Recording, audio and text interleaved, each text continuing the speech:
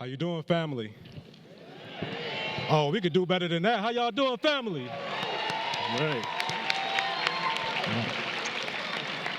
All right. So greetings, family. Welcome to the 32nd Annual Black Celebratory. I am Greg Thomas, one of the Assistant Directors for the Office of Academic Multicultural Initiatives, and I'm honored and privileged to serve as a coordinator for this wonderful celebration. In the words of the great Dr. Robert Sellers, the Black Celebratory is more than just a graduation.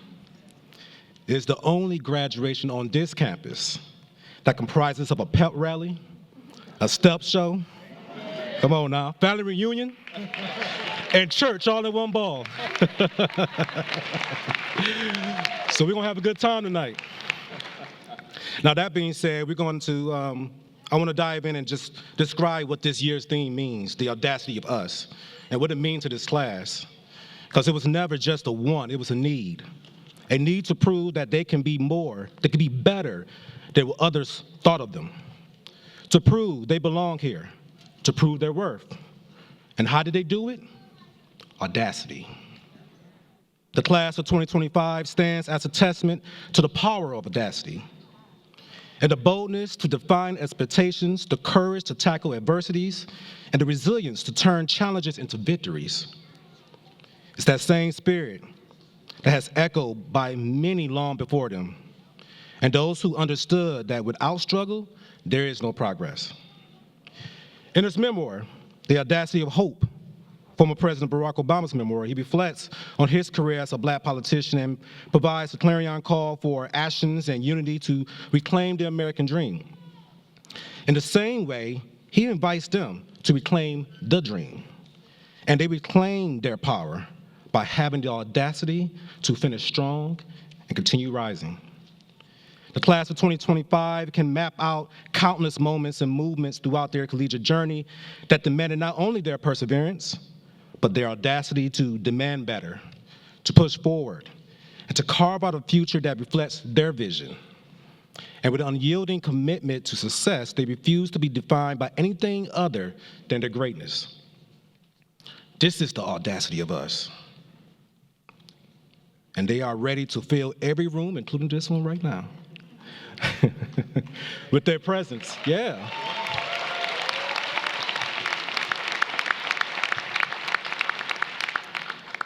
With their presence and continue to break barriers one achievement at a time.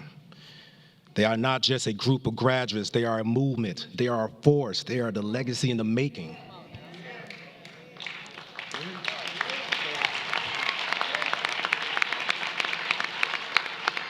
However, their journey doesn't end here.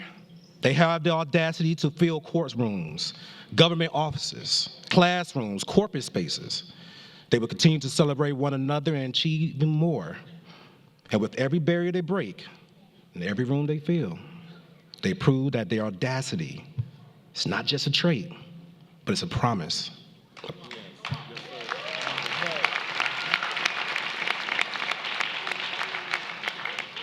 A promise to themselves, a promise to each other, a promise to the world. So without further ado, I introduce to you our esteemed and audacious class of 2025.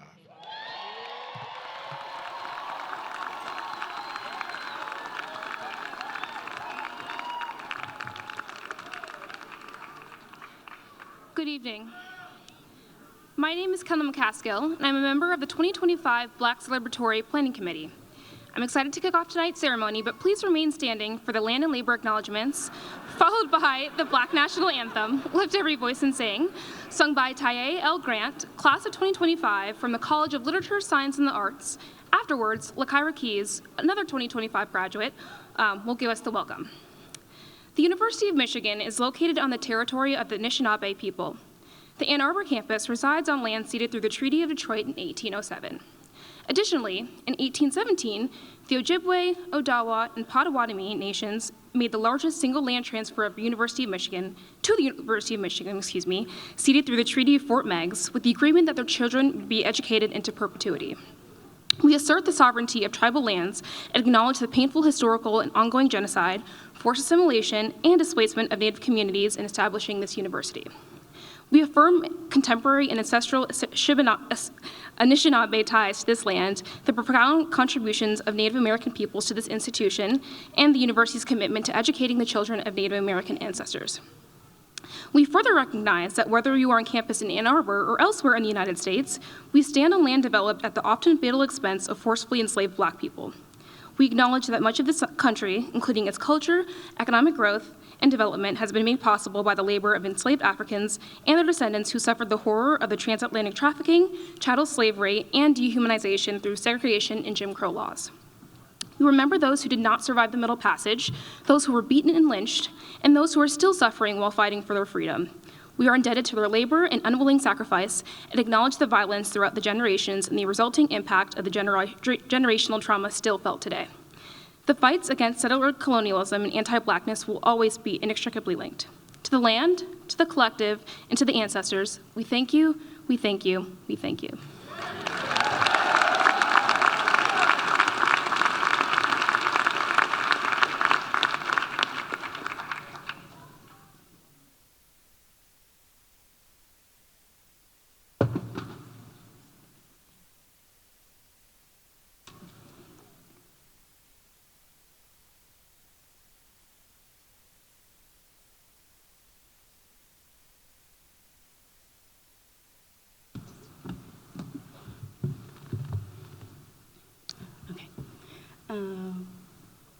Hi, everybody. My name is Taye Grant.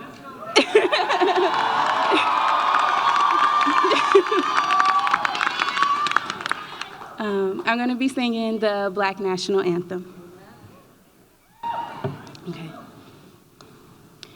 Lift every voice and sing till earth and heaven rings.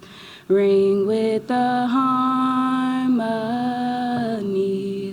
of liberty. Let our rejoicing rise high as the listening sky.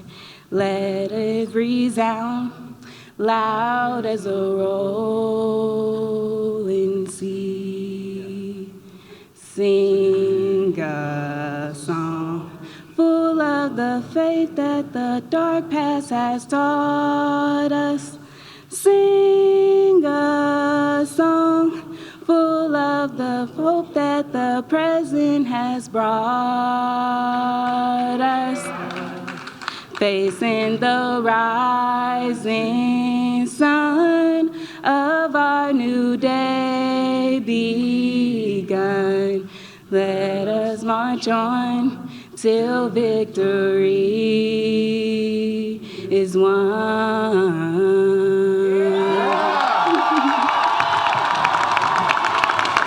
Thank you.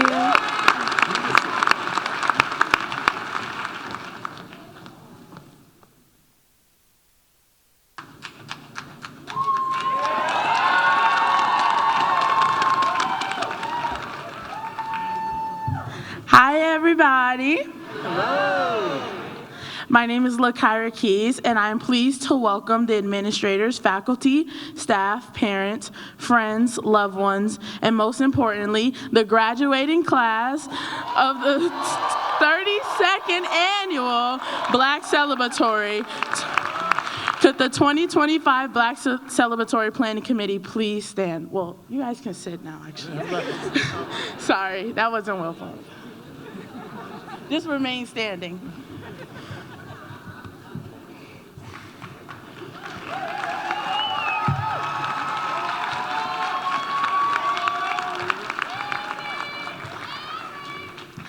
These individuals found time in their busy schedule to work with the Office of Academic Multicultural Initiatives to plan this evening's program. Please give them another round of applause for their creativity and leadership.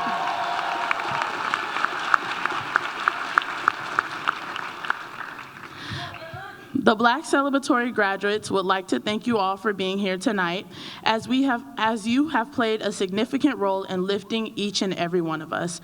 For this and much more, we are so grateful. As you witness this momentous occasion, please know that our achievement is also your achievement. Sorry. And the graduating class, please give yourself a round of applause for this outstanding achievement.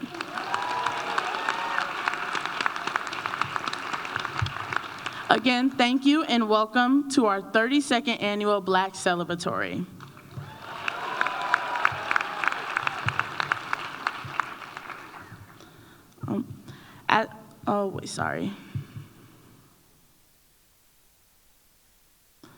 At this time, we will begin with the libation ceremony with Elizabeth James, Program Associate for the Department of Afro-American and African Studies, followed by remarks and the introduction of the Provost from Dr. Tabby Chavis, Vice Provost for Equity and Inclusion and Chief Diversity Officer. She is also a Professor of Education and a Professor of Psychology.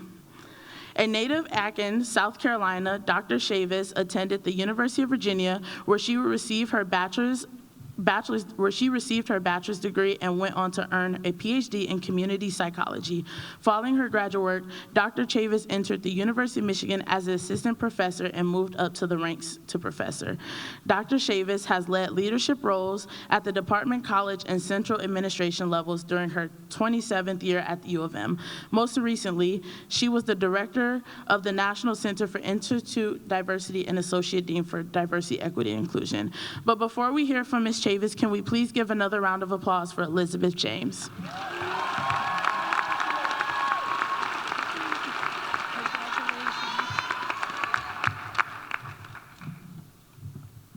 Oops, I'm short. Greetings. I have the honor of offering libations. Libations give honor, reverence, respect, and recognition to our ancestors, whose shoulders we stand on, and our elders in whose shadows we walk. We pour libation to honor the past so that we may learn from it. We use water because water has no enemies. We use water to freshen the road our ancestors traveled to be here with us today. We use water as a symbol of the continuity of life to purify and to nourish our souls. To our graduates, before you were even formed, God knew you. While you were in your mother's womb, God named you. At your birth, God's breath filled you with life. Today, we celebrate what you have become at this moment in time.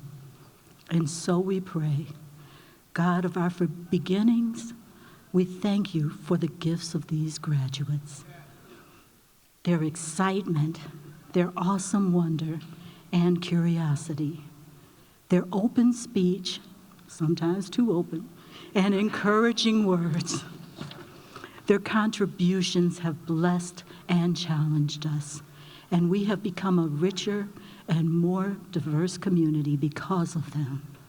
As they step forward into the world that awaits them, comfort their fears with the full knowledge of your divine presence. Strengthen their resolve to walk and guide their feet as they move through life, protecting them from the pitfalls of darkness while they help to lead with compassion, kindness, and radical optimism and audacity into the promise of tomorrow. Let us remember those who have passed over and ask them to watch over and guide them on their journeys. In the name of educators Alvin Poussant and Jawanza Kunjufu, we say Ashe. In the name of musical legends Roberta Flack, Roy Ayers, and Angie Stone, we say Ashe. In the name of athletes George Foreman and Gus Williams, we say Ashe. In the name of our family members and loved ones who are not here with us in physical form, but are here with us in spirit, we say Ashe. And finally, for our graduates and their children and future generations to come, that they too will continue to imprint upon the world Black audacity. We say Ashe. Love to you all.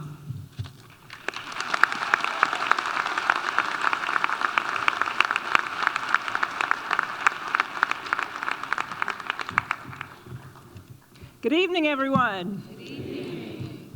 I am so honored to be with all of you tonight as we recognize our graduates and commemorate the 32nd annual Black Celebratory. Woo!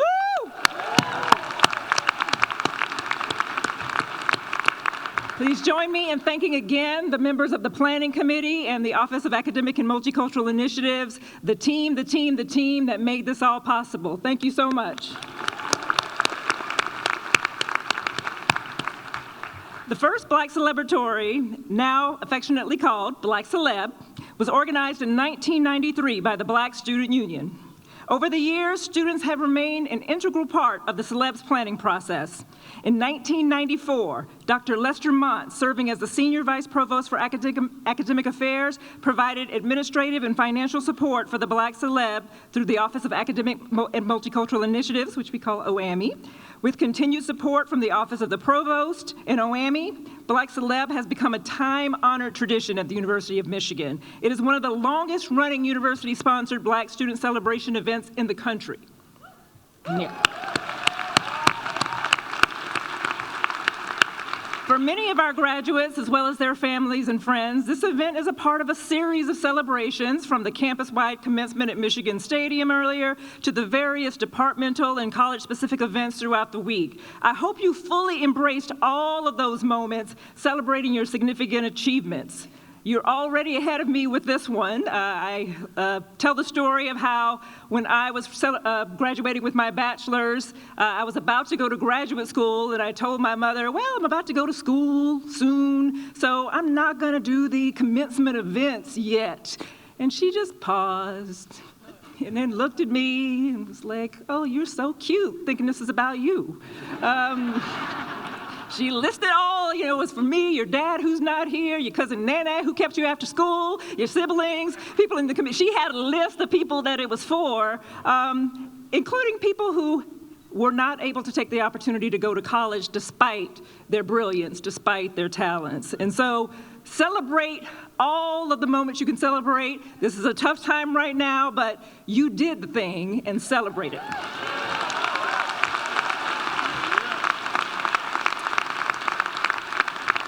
With that, I extend the appreciation, since I mentioned my mother, to the parents, family members, friends, and support networks of the graduates. Thank you. Whether they're here with you and us this evening and have traveled from afar, or sending their love and congratulations from a distance, this is a celebration not just of our graduates and your individual accomplishments, but of a collective community achievement for you and your loved ones. And it's crucial to acknowledge and honor that. As you prepare to leave this campus and step into a world that feels sometimes more fractured than whole, I want you to pause again and think about what you've accomplished academically, and how you've also chosen to show up in this space. Many of you brought your full selves to institutions that were not built with your stories in mind. And yet you made space, not just for yourselves, but for those coming behind you. You took advantage of the numerous opportunities here to learn and to grow academically, professionally, and personally. And in doing so, you changed the University of Michigan for the better.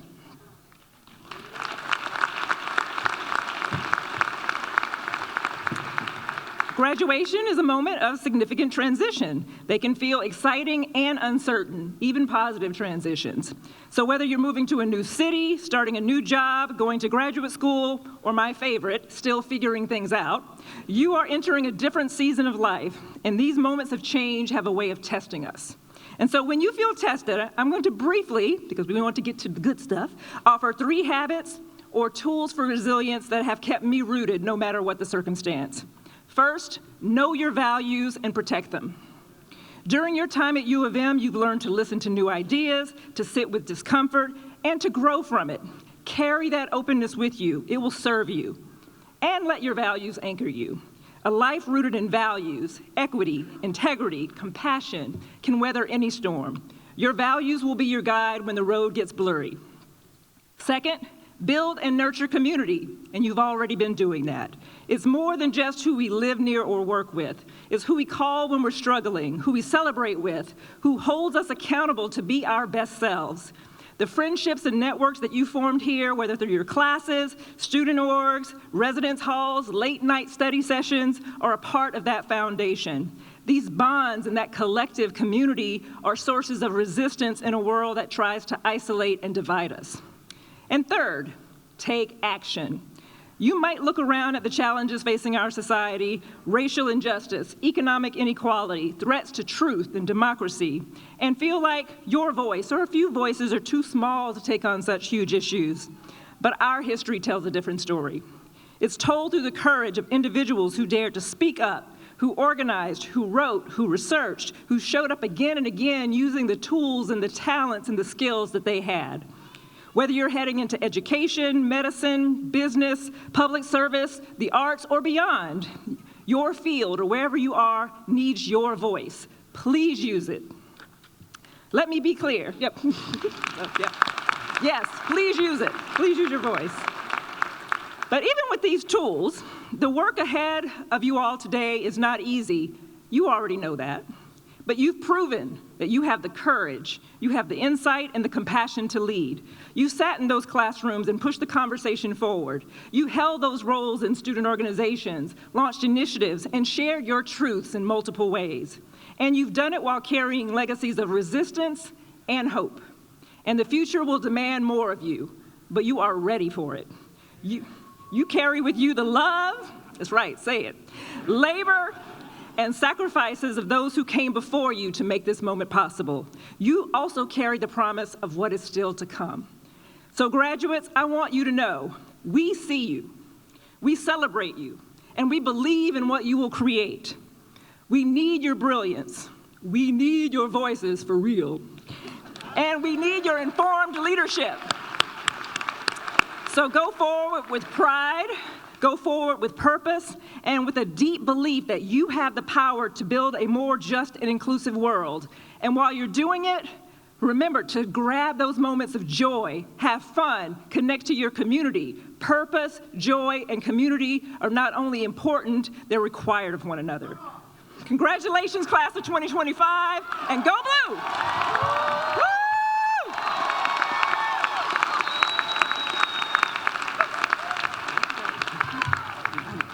I thought I was finished, but I am not. Sorry. I have to read the agenda ahead of time. It is now my pleasure to move us forward to introduce the Provost and Executive Vice President for Academic Affairs at the University of Michigan, Dr. Lori McCauley. Dr. McCauley joined U of M as an assistant professor of dentistry in 1992, and I just cannot help it, Lori, and she holds 4 degrees from the Ohio State University. Bachelor of Science in Education, Doctor of Dental Surgery, hey, Master of Science in Dentistry, and a PhD in Veterinary Pathology. She has been here since '92. And again, she has been here since '92, so is a Wolverine through and through. As provost, Dr. McCauley oversees the academic and budgetary affairs of the university, works closely with academic leaders and the president's leadership team on academic programs so that we have financial support that maintains our excellence and supports innovation and student success. Prior to her appointment, Dr. McCauley served as the Dean of the School of Dentistry and is currently the William K. and Marianne Najjar Professor of Periodontics in the School of Dentistry and Professor of Pathology in the Medical School. Without further ado, Dr. Lori McCauley.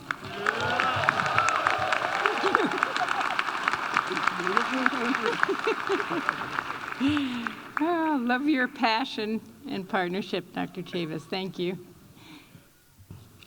Distinguished colleagues, proud families, honored guests, and most importantly, our brilliant graduates, welcome to the University of Michigan's 32nd Black Celebratory on behalf of the university. Today marks a significant milestone, not just in your academic journey, but in a continuing story of excellence, resilience, and achievement.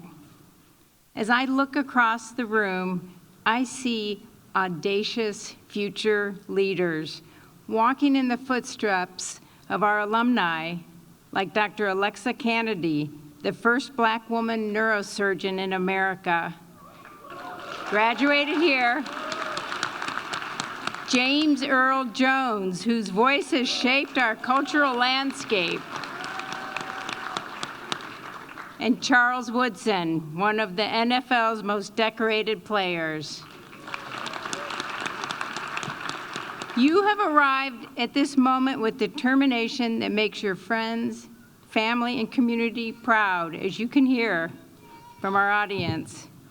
When I reflect on today's theme, the audacity of us, I'm reminded that many of you have navigated a society not always designed with you in mind. Yet you've not just survived, you've enlivened our campus with your leadership, activism, and joy. For that, I thank you. From the advocacy of the Black Student Union to the community service of Black fraternities and sororities, from the artistic excellence of the NAACP showcases to the intellectual rigor of many organizations like the National Society of Black Engineers,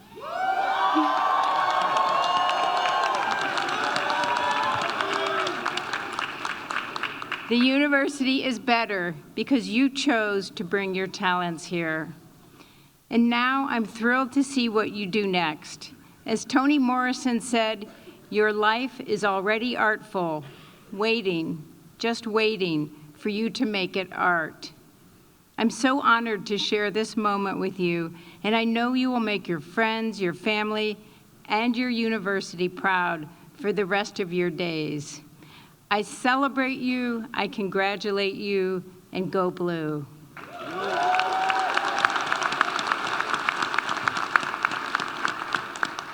At this time, I have the privilege of introducing somebody who really needs no introduction. You all know Dr. Robert Sellers. Dr. Sellers is the Charles D. Moody Collegiate Professor of Psychology and Education at the University of Michigan.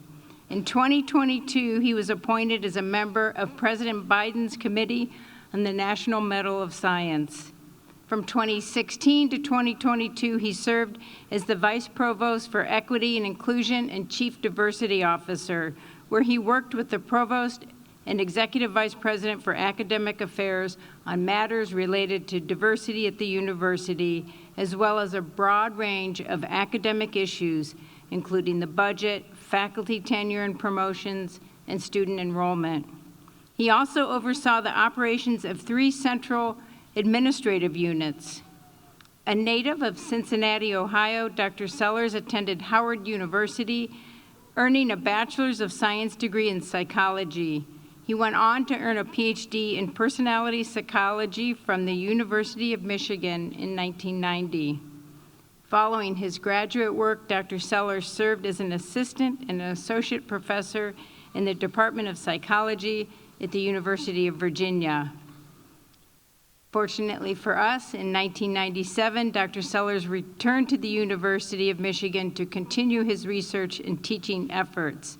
He served 4 years as the Associate Chair of the Department of Psychology before serving as Department Chair from 2011 to 2014.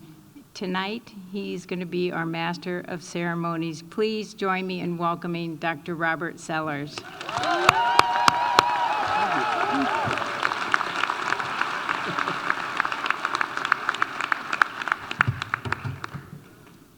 Good evening, everyone. Hold up. Now, y'all been in school for 4 years, and parents, y'all have paid money for at least 4 years. And we're at this moment, and that's the best good evening I could actually get. Let's try that one more time. Good evening. Yeah. It is my great, wonderful honor to be able to serve in the role of Master of Ceremonies today. As Master of Ceremony, basically it's my job to try to keep us on track in terms of time. And in fact, just before we started, I was accosted by a number of graduates, I won't call out your names, who really asked me to make sure that we got out of here on time because they had a planned study session that they wanted to get started so that they could go to bed early and get up early for church tomorrow. So with that in mind, it's my goal to make sure that we keep rolling and keep going well. So before we get started, I want to acknowledge a few people. First and foremost, I want to acknowledge the staff, the faculty, the administrators, both those who are on stage and those who are in the audience who are here tonight. They're here out of a love and respect for you.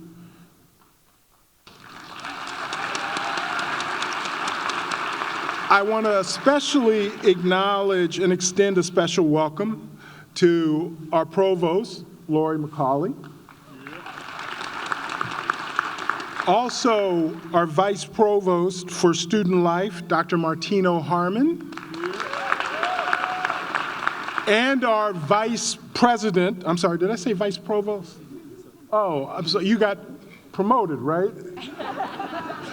And our vice president for communications, Richie Hunter.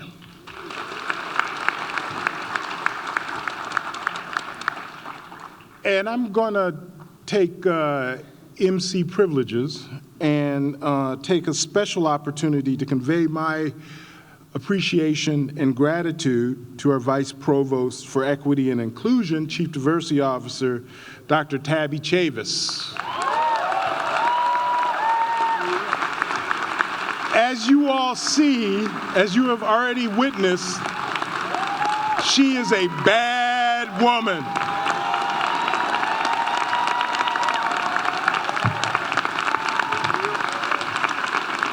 As the previous vice provost, and more importantly, as her husband, I have seen up close and personal how much she has given to you in this institution. And I think it's only fair that we just acknowledge her in some small way. So thank you for joining me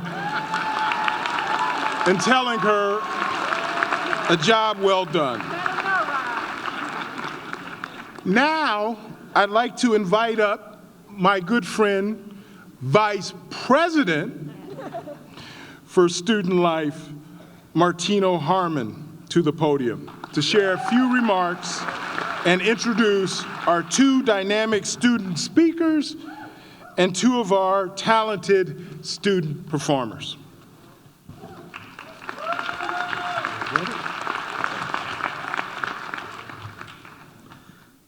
Thank you, Dr. Sellers. Now, you said we're going to get out on time, but you didn't give an end time. So we're just going to keep rolling. We're just going to keep rolling. Greetings to the 2025 Black Celebratory class, your family, your friends, and our faculty and our staff. We cannot have too much applause. Let's applaud again.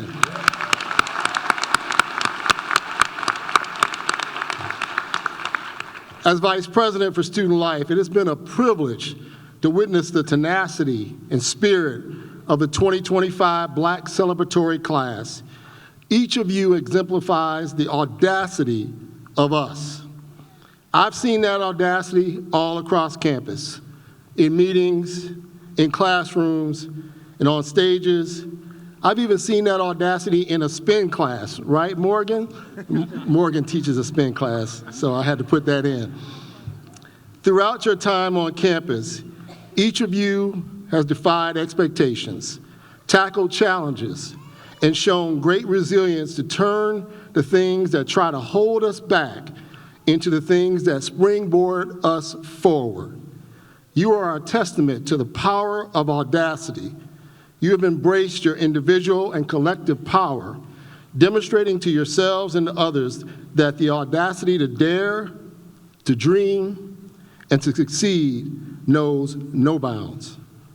And along the way, you have honored the accomplishments of those who came before you. I encourage you to continue to remember and honor how their spirit of audacity has paved the way for you. Be inspired by that legacy and carry forward the call to be audacious wherever life takes you. Be bold. Be audaciously for you and for all who will follow you. Now it is my honor to introduce our student speakers and performers. Our first speaker, Morgan D. Brown, is graduating from the College of Literature, Science, and the Arts with a Bachelor's of Science in Psychology. You feel free to applaud for Morgan.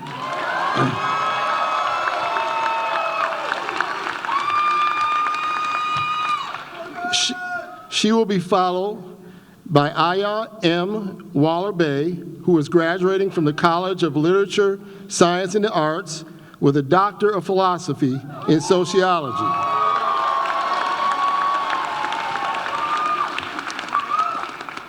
Following our student speakers, we will have an exceptional poetry and dance dual performance titled The Things We Don't Have to Fight For. Poet Ajulik T. Dixon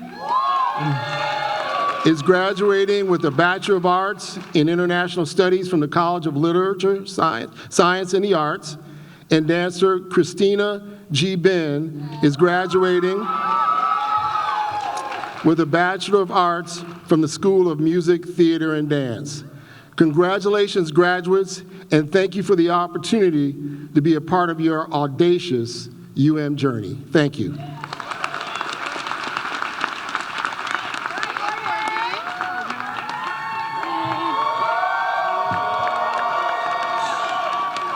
Good evening, everybody. So good to see all your faces. My name is Morgan Brown. Some of you know me as your daughter, your niece, cousin, and yes, even aunt. A lot of you know me as your friend. Most of you probably know me as the president of not one, but two student organizations on campus. Yeah, and I hope all of you know me as a well-being advocate. Otherwise, I probably need to choose a different passion. But today, we are official graduates of the University of Michigan, and Black graduates at that.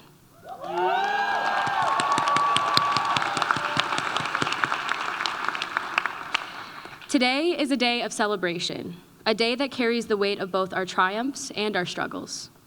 A day that for many of us once felt so far away, and for some even impossible. Despite, maybe even in spite of it all, we had the audacity to succeed. As I stand before you, I don't just see my peers or those who supported us along the way. I see a community. I see resilience. I see legacy. Now let's be honest, being Black at Michigan isn't always easy. It's walking into a lecture hall where you might be one of the only people that look like you. It's navigating conversations where you feel unheard or having to work twice as hard just to prove that you belong here. It's starting organizations, creating initiatives, sharing resources, because the space for you and your needs weren't met or didn't exist at all. It's constantly having to persevere because so many barriers are actively working against you. It's balancing being a student with being an advocate, a leader, a representative, even if you never signed up for that job. But more than anything, being Black at Michigan is about discovering who you are and finding family along the way. It's about the deep conversations that help you understand yourself in ways that you never have before. The student org meetings that become the best part of your week, the friendships that feel like home, and the mentors who see something in you before you ever see it in yourself. And I just have to say I have a lot of mentors up here, which is awesome. It's about realizing that belonging isn't just fitting in, it's taking up space and creating space where you can fully be yourself. It's knowing that while we may be small in number, we are mighty in presence. I spent so much of my life trying to figure out who I was and where I belonged, never quite sure if I'd ever fit in. Before college, I couldn't speak to a family friend without crying because I was so nervous. I never had the best of friends, and there was no world where I thought I'd get enough votes to be the leader of anything. But here, I found home. I found friendships that will last a lifetime, role models who poured into me and helped me see my own potential, joy in leadership and leaving an impact. I found spaces where I could be myself, loud, passionate, unsure, ambitious, all of it. And now, I know that I'm not the only one. And let's not forget, we didn't just graduate. We did it while navigating a global pandemic, while constantly having to demand our voices be heard, while living in a world where so much of life happens digitally. We had the audacity to pursue greatness even when the world told us otherwise. And through it all, we kept showing up, not just for ourselves, but for each other and those that will come after us. Today, we carry with us the wisdom of those who came before us, the lessons we've learned along the way, and the resilience that has carried us through every challenge. And that's the thing about us. We don't just make it through, we make an impact. We lead, we build, we inspire. Michelle Obama once said in her book, The Light We Carry, I believe that each of us carries a bit of inner brightness, something entirely unique and individual, a flame that's worth protecting. When we are able to recognize our own light, we become empowered to use it. When we learn to foster what's unique in the people around us, we become better able to build compassionate communities and make meaningful change. This quote is exactly what I believe sums up our experience and who we are as Black students at the University of Michigan. As we step into the next chapter, let's remember this. We belong in every room that we walk into.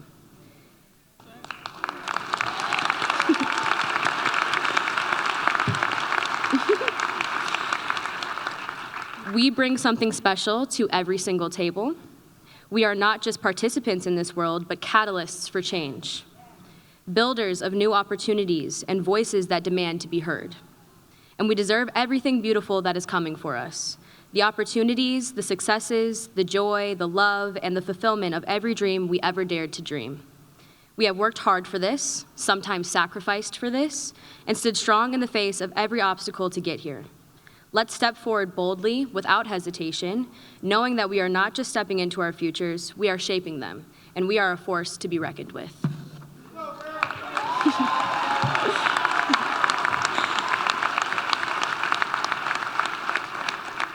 Now, to my fellow graduates, let us always be loud about who we are and what is important to us. Find home in the spaces that we inhabit, even if they weren't made for us. Have the audacity to dream and conquer everything we set our mind to. Walk with the confidence of those who paved the way before us, and build new paths for those who will come after. And most of all, know that today's success will not be our last. Congratulations, University of Michigan Black graduates. The world has no idea what's coming.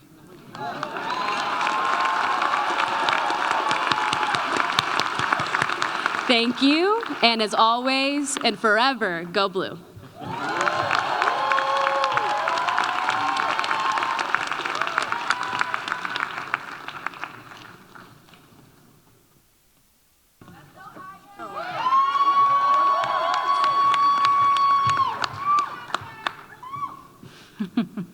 Good evening. When my parents decided to name me Aya, my dad, they might as well have named me Audacity. My name, Aya, in Arabic, meaning a verse in the Quran or a sign or a miracle that God exists, or an adikar symbol that I have proudly tatted on my inner wrist, meaning someone who's endured adversity and outlasted much difficulty. So on May 18th, 1992, I was born, given a name of prophetic audacity before I even realized.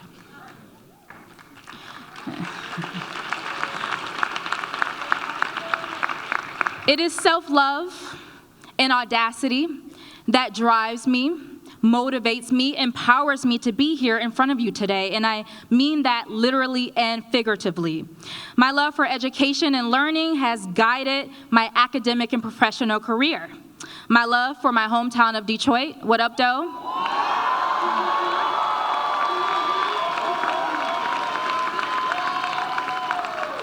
has deeply contributed to my love for us, for Black people, and all the style and grit and hustle we carry with us when we enter any room or participate in any social movement or step on any campus.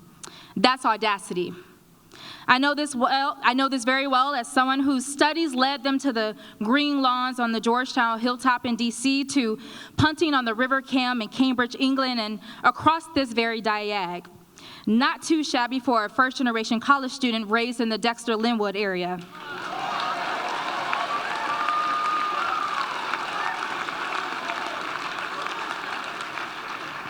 See, I've never stopped being audacious. But enough about me. I feel very compelled to acknowledge the situation we find ourselves in. Dr. Cornel West says, justice is what loves look like in public, and things feel quite unjust nowadays. As a Black first-generation college student, I represent just a small percentage of graduates in this room and unfortunately graduation ceremonies all over the country who had the audacity to strive. Students who, despite exclusion and structural barriers to accessing and persisting through higher education, have made it across the finish line. Yes, I am so proud and overjoyed, but I am sensitive to and aware of the fact that so many of our brothers and sisters are not in this room. Our brothers and sisters lying in hospitals or prison cells or detention centers, or those at home dreaming for a better tomorrow. We need to be more audacious in what we demand for ourselves, but also others. Now, as a sociologist who's investigated how the college essay may operate as this wonderful tool for expression for Black applicants and simultaneously a mechanism to solicit Black trauma, I have seen with my own eyes attempts to reduce our beauty, our joy, our lived experiences to our pain. It is true, we are griots, we are storytellers who have the right to yell and protest and be angry, but that's not how our story ends. Just like our history didn't begin with our wrists in iron, we cannot sell our pain to fulfill their promise.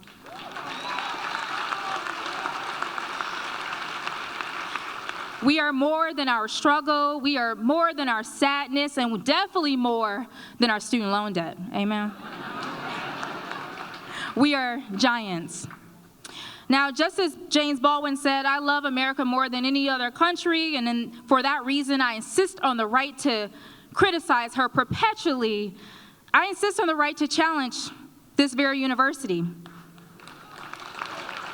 And each of us to combat the erasure of Black history and Black futures. There are Black people in the future. No truer or wiser words spoken than those by Alicia Wormsley. As we consider the stability of our democracies and our futures, we must also consider our roles in assuring that the young people who follow behind us inherit a planet, a country, a university better than how we found it. I'm asking you to prioritize justice. I'm asking you to prioritize love. I am asking you to have audacity. So tonight I stand firmly with the audacity of our ancestors, our educators, and memories of all those who loved us fiercely, even when this country or government or in classrooms attempted to rewrite our histories as loveless or spiritless or even worthless. Yet they failed to realize that our worth and personhood are not, nor have they ever been, legitimized or validated by these letters or institutional affiliations.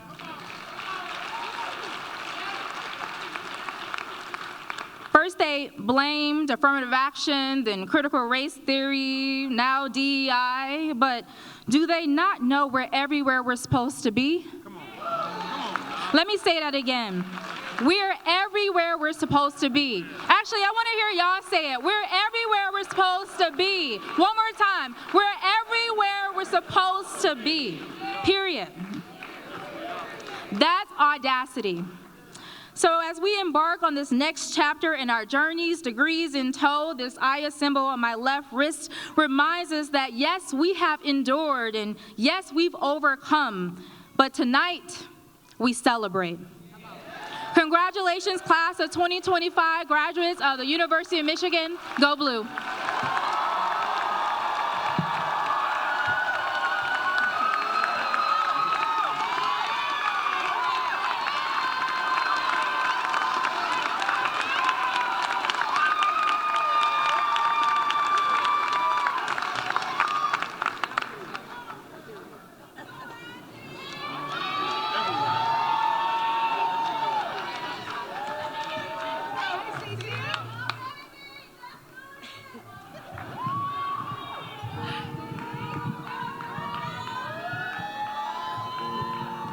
Good evening, everyone. My name is Angelique Taylor. I am a singer, a songwriter, a dancer, sometimes, and a poet, not in that order. And today I have a poem for y'all, the things we don't have to fight for. And I'm very happy to be doing it with my friend, Christina CC.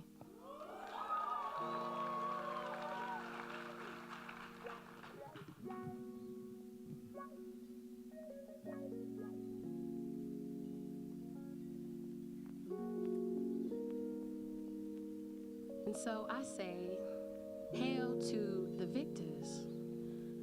Although sometimes it just felt like rain, felt like class at 8 a.m., North Quad Dining Hall, but I feel it in my hands and in my feet. Today, I think I want to be a Wolverine. When I opened my eyes this morning, I felt like gold. Eyes felt heavy like sunlight, lightheaded like sitting tall in my family tree. I can feel their eyes looking up at me. You would think this is the first time I've been on stage. Body still dreaming, but mind wide awake. For the longest time, I pondered what I would say. But I guess I must start with what I know.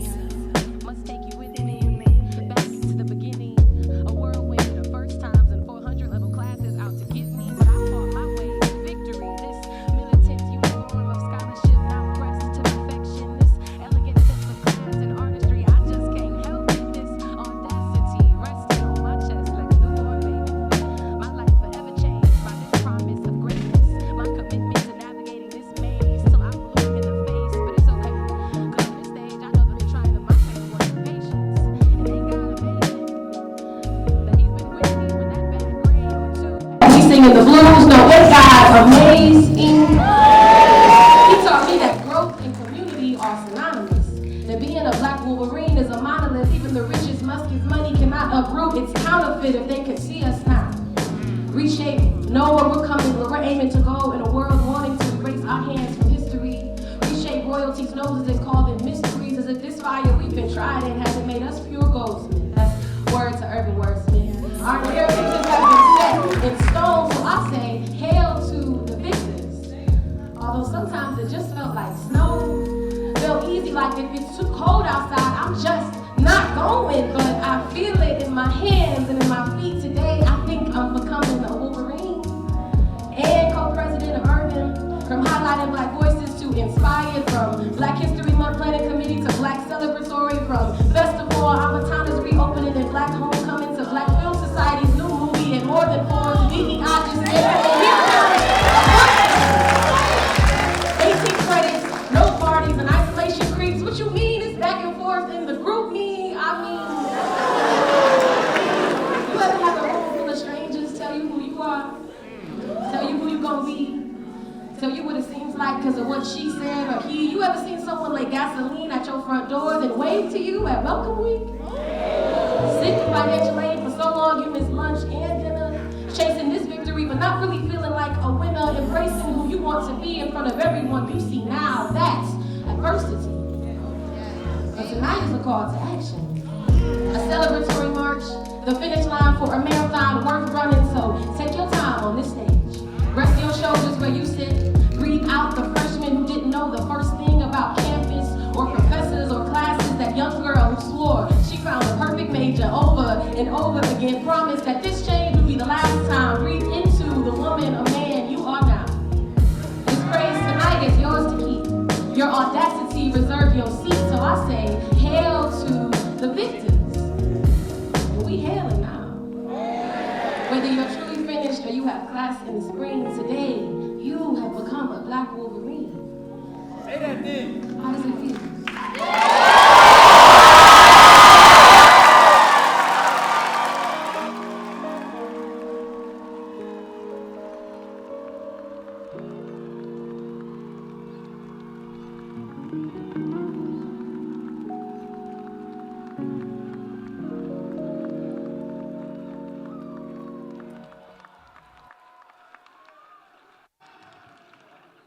Thank you, Morgan, and for those wonderful, wonderful, wonderful words of encouragement and inspiration.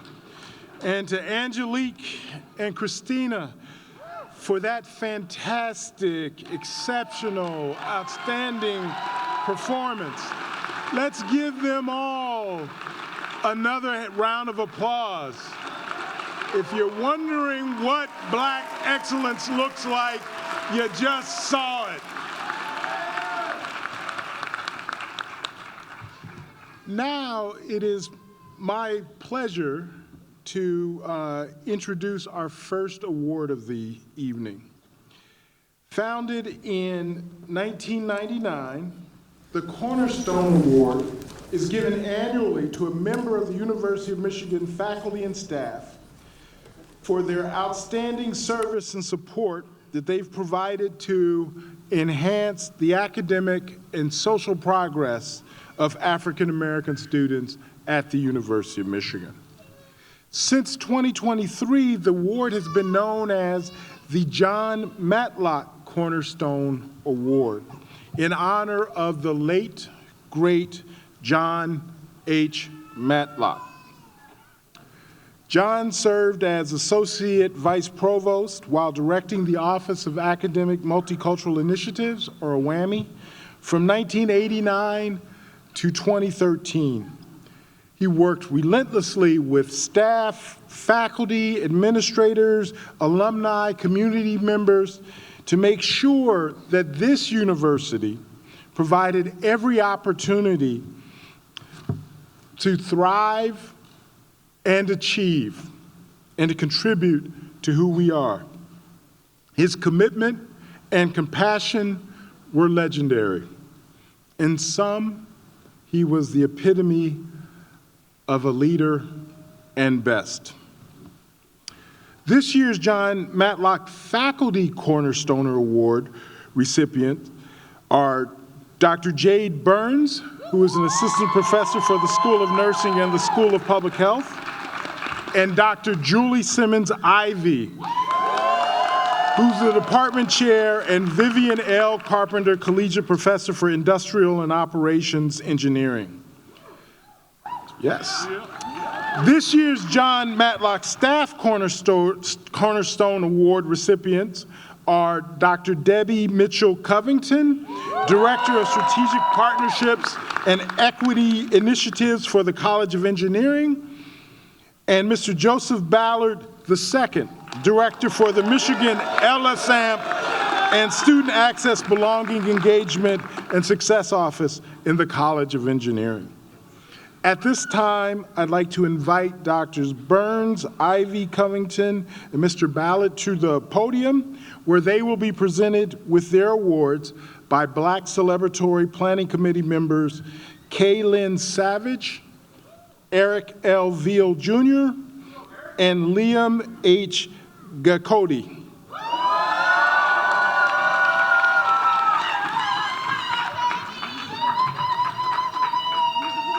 And following this presentation, we will also have a special recognition award that will be presented by Greg Thomas.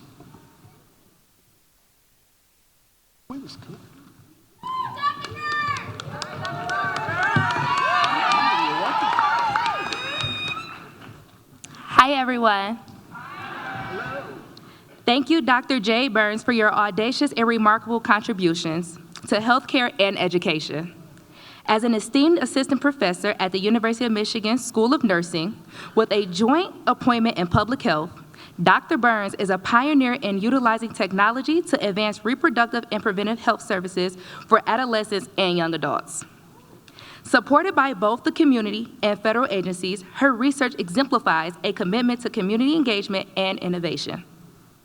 As a pediatric nurse practitioner, Dr. Burns has specialized in adolescent healthcare and tirelessly worked to enhance nursing practice in underdeserved areas. Beyond her academic and clinical endeavors, she collaborates with organizations in Detroit and serves on the board of Detroit Teen Hype, impacting over 35,000 youth and supports March of Dimes initiatives. Through mentoring students across a wide range of disciplines and contributing to programs like the Michigan Academic and Athletic Center's Match Program, Dr. Burns is shaping the future of healthcare professionals. Her dedication and impact are truly commendable, and we are proud to honor her achievements today with the 2025 John Matlock Faculty Cornerstone Award. Congratulations.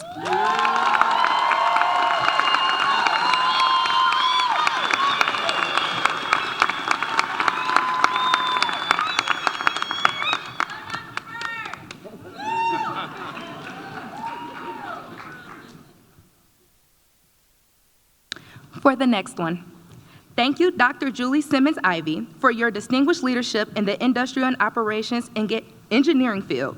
As the Vivian L. Carpenter Collegiate Professor and Chair of the Department, Dr. Ivy's academic journey and career have been marked by excellence and transformative impact.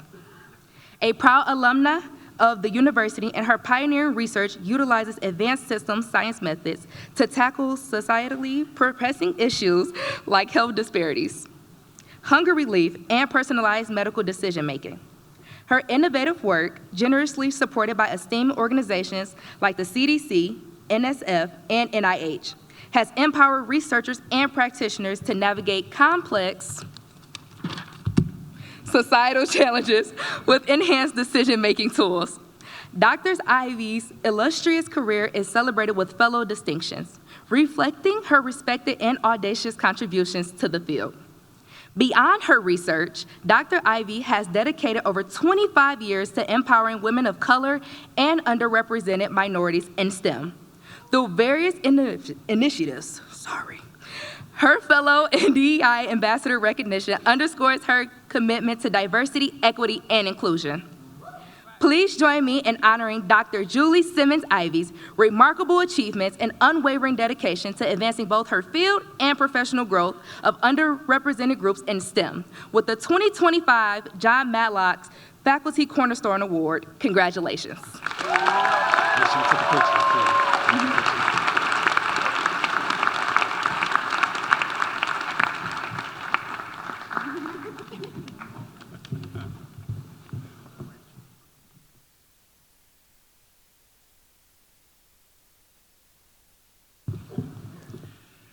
Greetings. We want to take this time to thank Dr. Debbie Mitchell Covington, a remarkable leader whose multifaceted career has influenced numerous domains.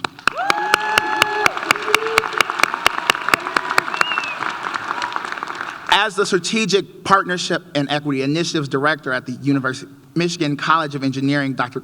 Covington spearheads initiatives that enhance student success, retention, excellence, while fostering partnerships with minority-serving institutions and prioritizes community harm reduction. Her exceptional work has been acknowledged through prestigious awards such as the Willie Hobbs Moore Mentoring Award and Distinguished Diversity Leader Award, testaments to her unwavering commitment to inclusivity and innovation.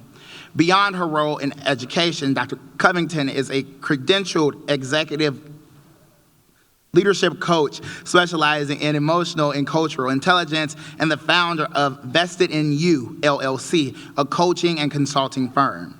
Her passion for preserving Black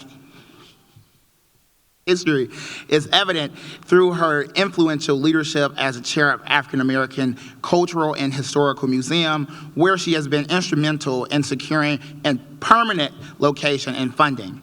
Additionally, her appointment to the Washtenaw County Historic District Commission highlights her dedication to safeguarding historical sites. With a robust academic background in urban development, social work, practical theology, and ministry, Dr. Covington's diverse expertise continues to inspire and uplift communities. Please join me in honoring Dr. Debbie Covington's audacious contributions and leadership with the 2025 John Matlock Staff Cornerstone Award. Congratulations. Straight for the picture too. All right, perfect.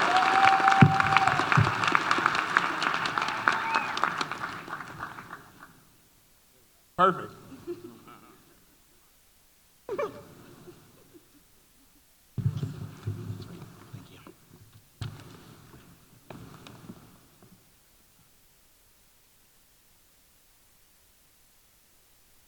See here. Hey everyone, I'm Liam H. Cody, and I will be presenting this last award. Not the last one, but. So thank you. Oh, you right. Thank you, Mr. Joseph Ballard II, for your exemplary leadership in student affairs with over 13 years of dedicated service. As a director of MILSAM and the Student Access, Belonging, Engagement, and Success in College Engineering at the University of Michigan, Joseph is pivotal in supporting and empowering underserved and underrepresented students in STEM all across the state. His strategic guidance as an advisor to the Executive Director of the Office of Student Affairs and the Associate Dean for Undergraduate Education, underscores his commitment to holistic student success. Thank you. Joseph's passion for mentorship and community building is rooted in his own personal journey as a first-generation student of color. I know some of us can relate to that, driving him to advocate for equal access and opportunity in higher education. His impactful work has rightfully earned him a Mentoring and Inspiration North Campus MLK Spirit Award, and Joseph's approach is both compassionate and empowering, ensuring that students feel valued and capable while pursuing their dreams. With academic credentials in marketing, management, and higher education, Joseph actively contributes to his field through involvement in organizations like the NASPA. Please join me in applauding Joseph Ballard II for his audacious commitment to student development and success with the 2025 John Matlock Staff Cornerstone Award. Congratulations.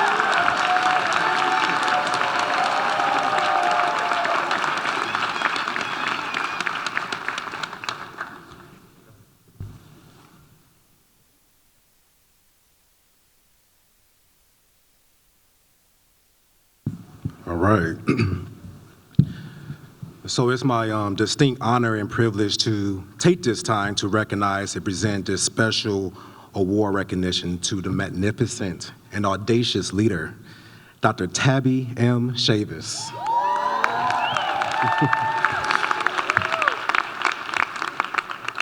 For over 25 years, your presence in the Mission community has been a profound blessing. As a teacher, a mentor, and a staunch advocate for students, you have been a courageous and outspoken champion from whom Black students across the university have drawn immense pride, hope, and inspiration. Your leadership has been felt at every level, from the department to the college, throughout the central administration. You have consistently used your influence to drive the university towards greater inclusivity and equity. More than this, your impact has reached generations of students within our community and beyond. In 2023, you assumed the leadership of the Office of Diversity, Equity, and Inclusion. And through this role, you apply your expertise and commitments to help students find their places, their people, and voices on campus, empowering them to stand up for themselves and for their communities. And under your guidance-ship, the Office of Academic Multicultural Initiatives, Miami, has been to continue strengthening and expanding celebrations just like this, just like the Black Celebratory, enabling students and families and loved ones to gather here today in recognition of your significant achievements. The Black Celebratory stands as the oldest of these cultural celebrations, a testament to the deep roots that support our history within this institution. Now, this year's theme, The Audacity of Us, captures the enduring legacy of activism and resilience that Black students continue to build upon each and every year. You have become a crucial part of this legacy, not just by supporting Black students and faculty and staff, but also by persistently speaking truth to power, even when it involves significant personal risk. The audacity of your extraordinary strength and courage. So, with heartfelt appreciation, we would like to present this beautiful custom stole to you. We are immensely grateful, Tabby, for your commitment, your encouragement, your friendship that you extended to us all. And you are a vital part of our collective, our village, and we thank you so much for all that you have done and all you will continue to do. Dr. Sellers, would you please do me the honor of placing the stole around Dr. Tabby Chavis' shoulders? And please give her a round of applause for the great work that she continues to do.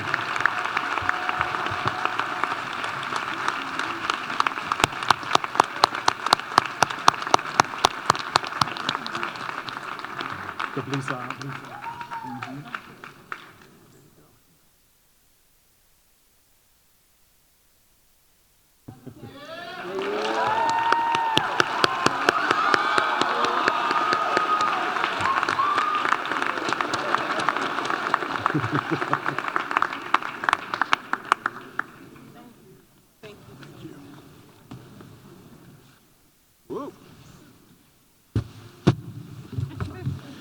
I need a stove.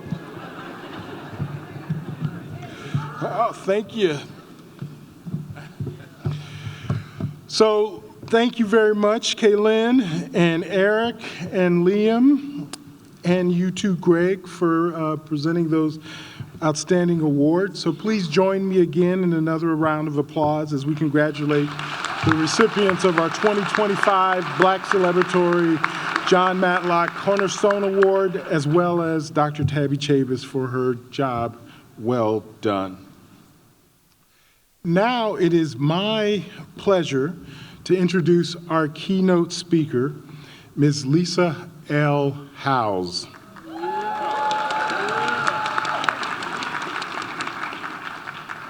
Lisa is a nationally recognized empowerment speaker, author, CPA, and career strategist with 3 decades of experience in government, higher education, and the accounting profession. Ooh, you work hard. Her journey from childhood eviction to entrepreneurship and beyond serves as a powerful testament to resilience and determination. As the founder and CEO of the Lisa Howes Experience, LLC, Lisa is committed to helping professionals and next generation leaders navigate life and career challenges and advance to the next level. Having served in diverse leadership roles, Lisa's impactful career has culminated in a legacy of service. During her tenure as a Michigan State Representative, she drove legislation for Detroit's economic growth, and as the Duggan administrator's chief government affairs officer, she facilitated tax relief for low-income residents in Detroit. As vice president of a university, Lisa championed student retention and debt reduction. Currently, she actively serves as an ambassador for the accounting profession to help strengthen the CPA pipeline. So with her background in accounting and finance, Lisa has earned undergraduate and graduate degrees from the Ross School of Business here at the University of Michigan, as well as Ross College.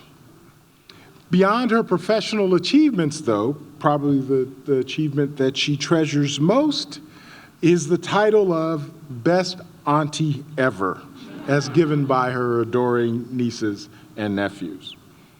So, without any further ado, please help me welcome to the podium to deliver our keynote speech, Ms. Lisa L. Howes.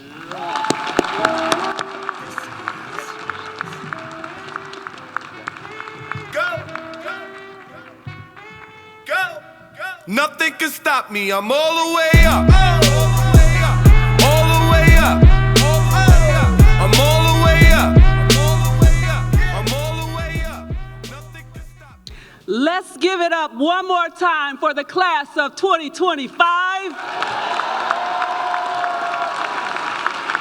The most resilient, the most courageous, and the most unapologetically Black class to ever do it at the University of Michigan. Make some noise if you know it took resilience to be here today. Make some noise if you've had to bounce back from a setback that you never saw coming. You see, you didn't just graduate. You survived, yes, but more than that, you thrived. And you showed the world what it means to be a Wolverine. What it means to let your light shine, even when the darkness in this world tries to dim it. Class of 2025, I am so proud of you. I honor you. I see you, and I've come to remind you that there's power in your story, power in your bounce back, and most of all, There's power in your melanated, beautiful black skin. Quick story. This past Sunday, I came to campus early just to kind of scope things out here at the Power Center because it's been a while, right? And I sat inside my car for a while, just observing, thinking, reflecting on when I was a student here. And I couldn't help but to start to count the number of black folks walking by. You know how we do that, right? So in a span of 2 hours, I promise you, I probably saw only 12, and even that's being generous. So it made me ask myself, what would the world be without color? Think about that. There'd be no maize and no blue. There'd be no me and no you. With the richness we bring and the songs that we sing, this world would be like soul food with no seasoning. Now, who wants that? Sadly, some folks might prefer a colorless, tasteless society. But not today, not in this space, not in this class. So if you have the audacity to show up boldly, completely, and in living color, let me hear those 3 words that only a Michigan Wolverine can say and totally mean it. Let's go blue. Let's go blue. Let's go blue. All right, y'all did it. My name is Lisa Howes, and I am honored to serve as your keynote speaker for the 32nd annual Black Celebratory. You know, it was 30 years ago when I sat where you're sitting. And I recall moving my things out of my dorm room before making my way to Chrysler Arena. And when I crossed that stage, my mom was beaming with pride because she saw her dreams walk across with me. So to all the mamas and the daddies and the aunties and uncles and cousins and friends and the whole village that held it down for the last 4 to 6 years, depending on how long it took you. This moment belongs to you as well.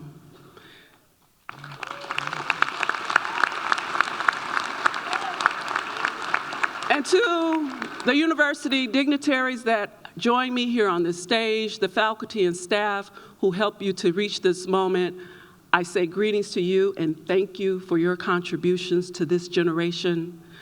And last but not least, it wouldn't be right if I didn't do this. To my college roommate, Rachel Allison Rouse Dawson. Yes, I used her full government name. But let me tell you something about this woman. She bleeds blue for each and every one of you, and I love her. Give it up.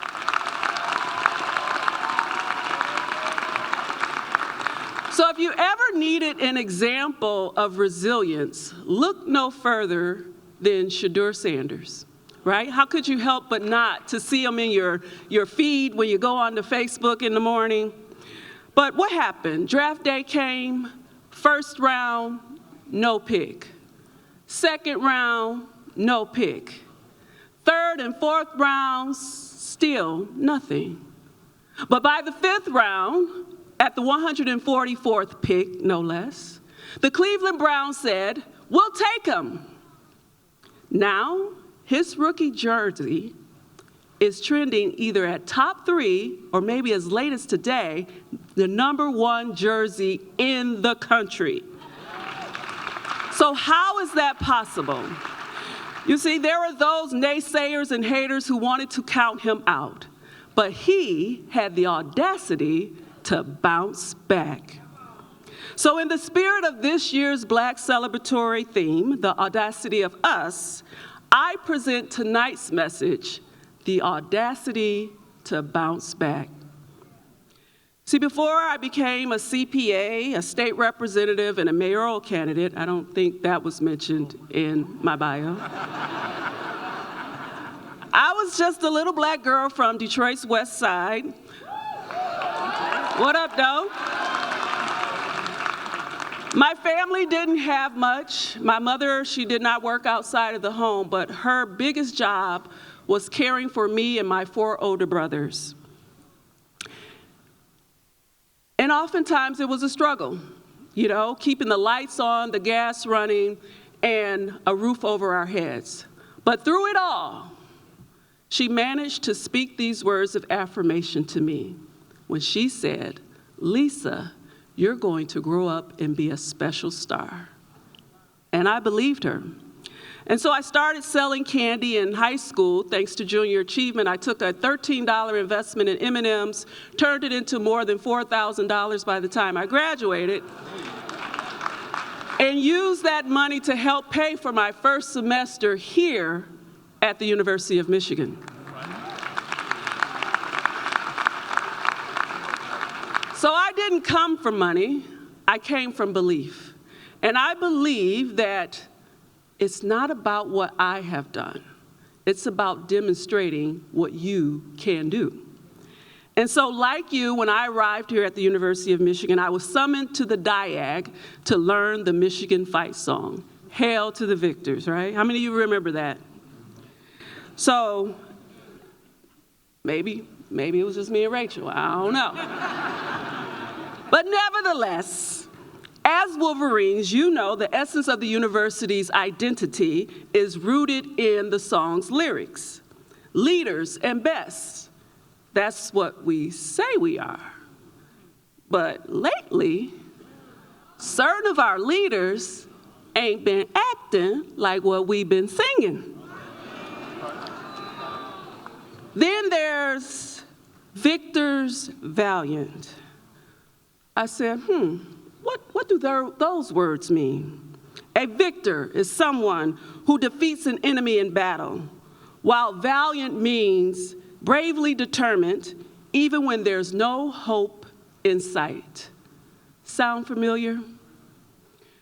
Some of you have faced great obstacles just to get to this moment.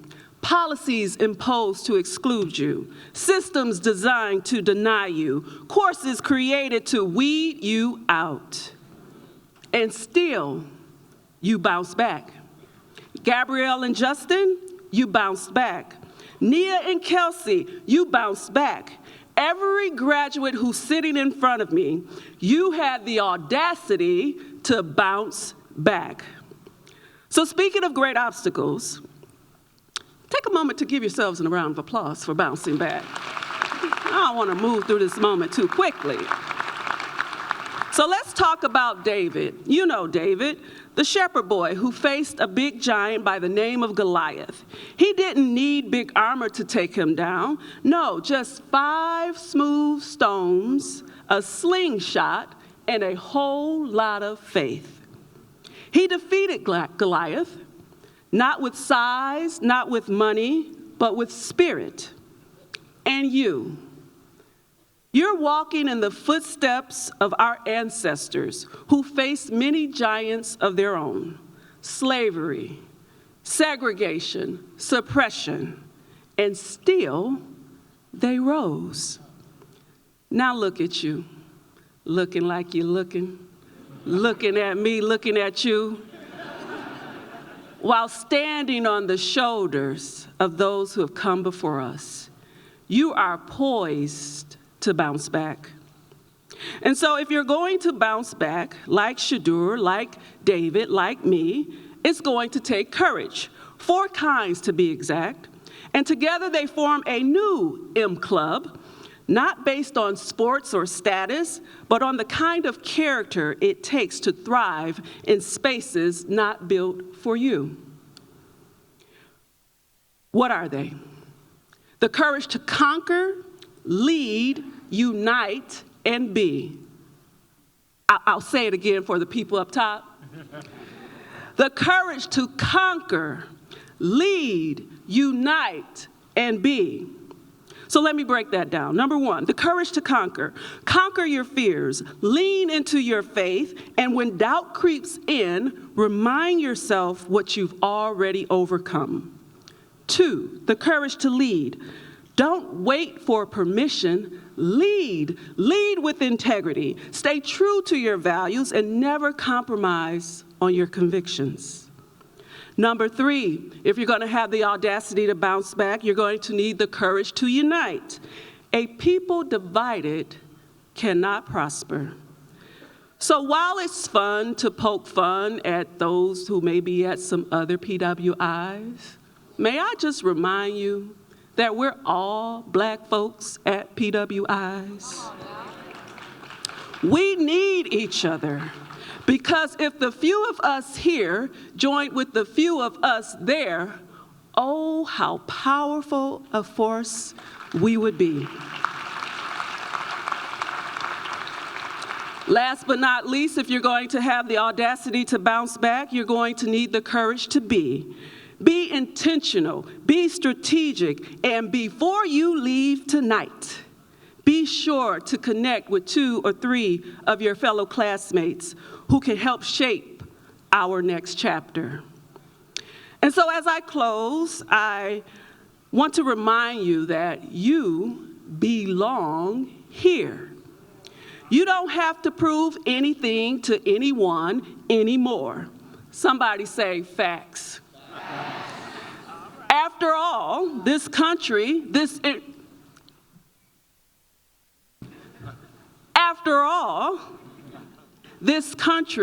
this university was built on Black backs. And yet, here you are, standing tall, standing proud, standing ready. And I'll ask you, as you rise to your feet, because we're going to go out of here strong. As you rise to your feet, please stand, graduates. Y'all can stand too. Everybody, how about that? So as you rise to your feet, I want to leave you with, all right. I don't know what they said, but they was fired up. I want to leave you with a new fight song, a chant for your journey, a rhythm for this new M Club we've just formed, where courage isn't spoken, it's lived. So first, I'm going to teach you what the words are, the lyrics to this song, and then you're going to repeat them back to me, okay? Or we're going to say them together, but first, I'm going to go first. It says, hold on. Okay, here we go. I am enough. Now, this is the University of Michigan. You all, I expect you to be able to follow instructions, okay? All right. So here we go. I am enough. You can't wait. I understand. All right, good. Keep that energy, okay? Keep that energy. I am enough. I've seen enough. I've had enough. Now you say, I am enough. I've seen enough. I've had enough. And on the second time when you say it, I want you to not just say it, I want you to feel it. I want you to imagine that it's 1968 and it's the Summer Olympics. So with your fists in the air, I am enough. I've seen enough. I've had enough. I am enough. I've seen enough. I've had enough. One last time. I am enough. I've seen enough. I've had enough.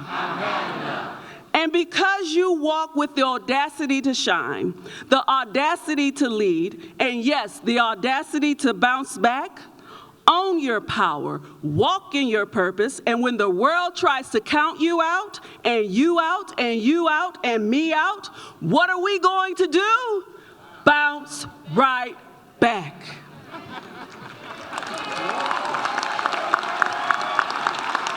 What are we going to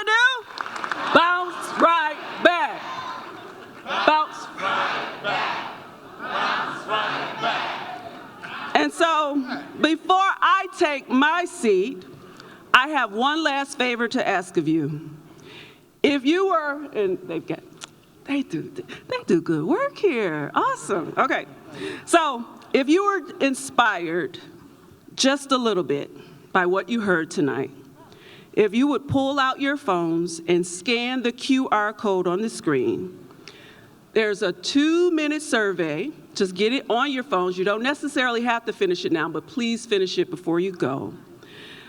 And this goes for everybody in the room, not just the graduates. Your feedback means the world to me, and as a thank you for doing this, you'll instantly receive a downloadable bonus copy of our new fight song that's on the screen. So that'll come directly to your phone. So just tap, scan, tap, and then it's yours.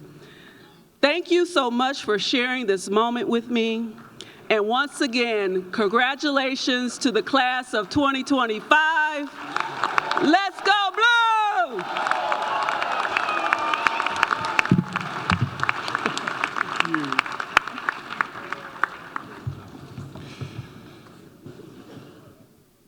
One more time, let's hear it for Lisa. I'm sorry. Former mayoral candidate, that's why I didn't raise it because I can't say it, but former mayoral candidate, Lisa House.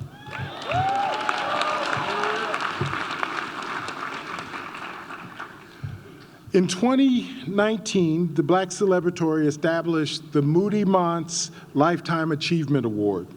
This award is named in honor of Dr. Charles Moody, who served as the first Vice Provost for Minority Affairs from 1987 to 1993, and Dr. Lester Monts, who followed Dr. Moody into the role under the new title of Executive Vice Provost for Academic Affairs from 1994 to 2014. These were two giants. Besides being caring, committed, and extremely effective administrators here at the University of Michigan on behalf of all students, but particularly students of color and Black students, Dr. Moody and Dr. Monts were academic giants whose scholarship, teaching, and mentoring made important contributions to their academic fields as well as promoted student success. As a result, each year we honor with the Moody Monts Lifetime Achievement Award an outstanding faculty or staff member for their career commitment to teaching, research, and/or student success. And this year is no different. This year's Moody Monts Award honors an incredible individual who has significantly impacted student success and made a huge difference on our campus for more than 30 years. Professor Robin Wilson, would you please come forward?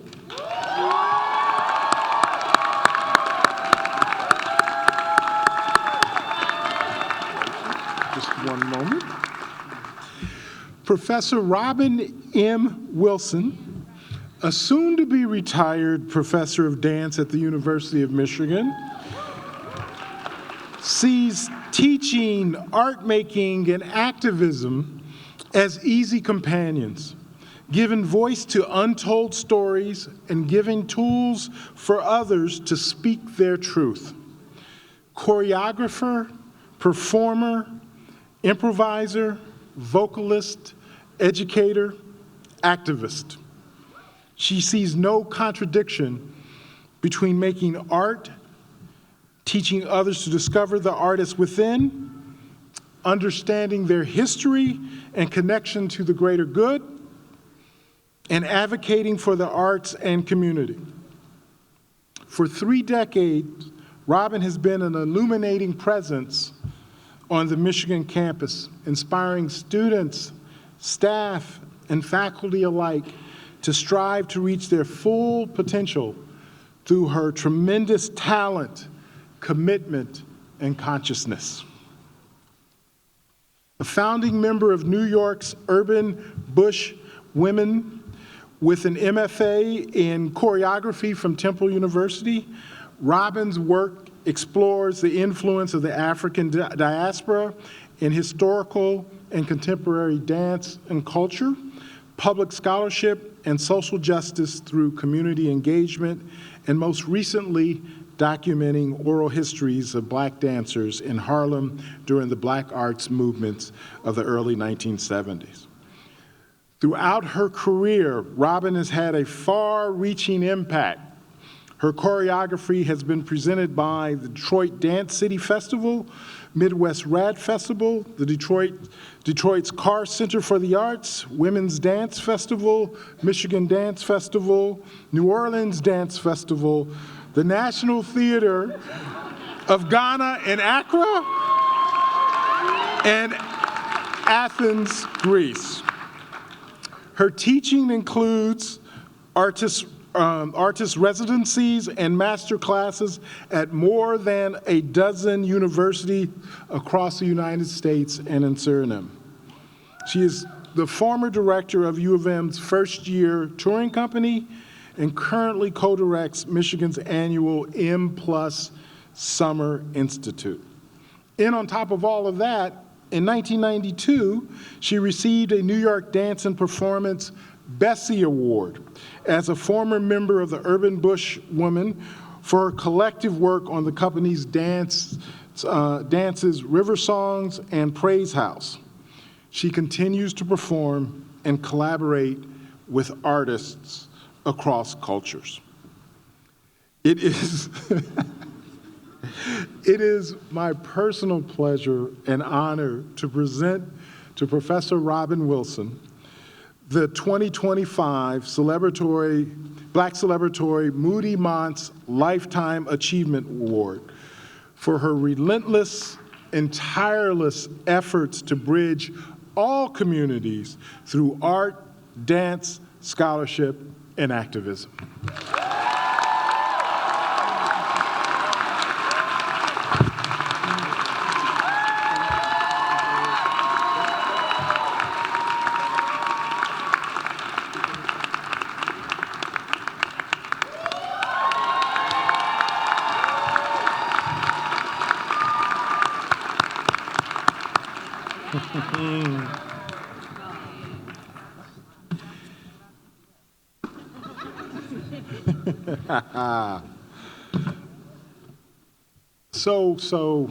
So well deserved. And now, for the moment that many of you have been waiting for,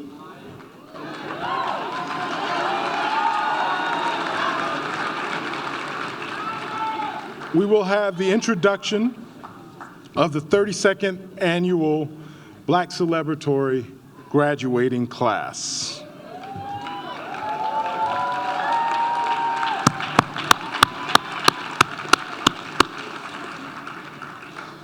I'd like to introduce the 6 members of the platform party who have the honor of presenting our esteemed graduates.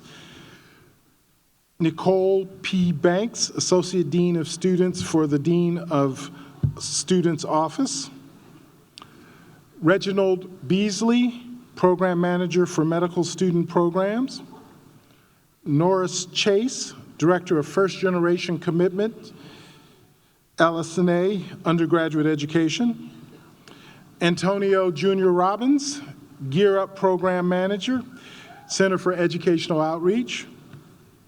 Kyra Shahid, Director of the Trotter Multicultural Center. And Kiera Trotter, Director of Alumni Career and Education for the Alumni Center. Would you please get in place so that we can begin to start with our introductions of our graduates.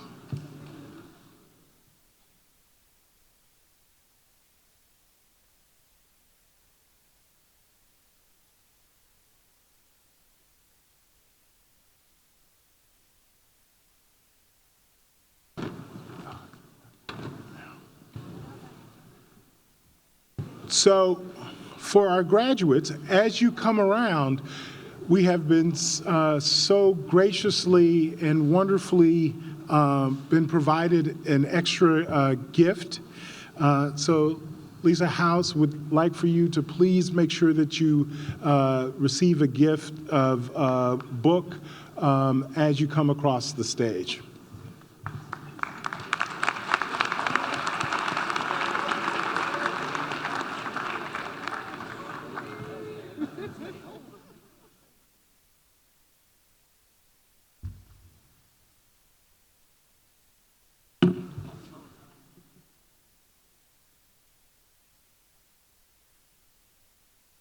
Introducing Christina Ben, Bachelor's of Fine Arts in Dance from the School of Music, Theater, and Dance.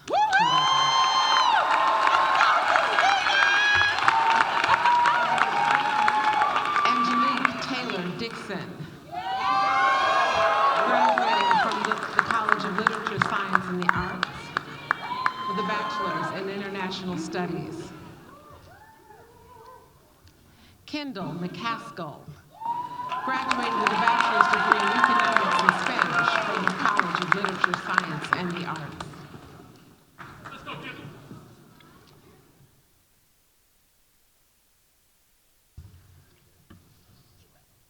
Devin Griffin, graduating with a bachelor's degree in mechanical engineering, minor in art and design from the College of Engineering.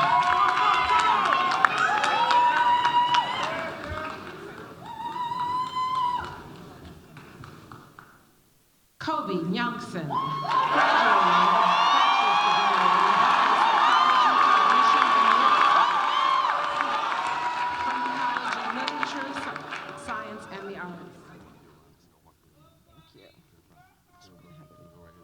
You're next. Stephanie Cochran, graduating with a Master's of Education from the School of Education.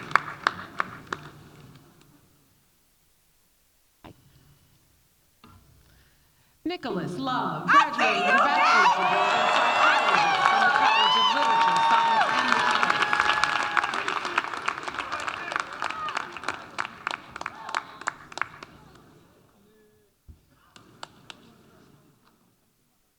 Arts. Sydney Pitter, graduating with a bachelor's degree in biology, health, and sociology from the College of Literature, Science, and the Arts.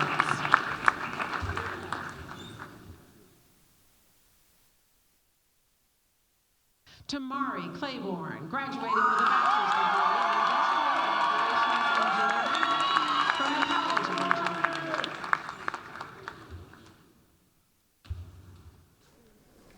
Imani Williams, graduating with a bachelor's degree in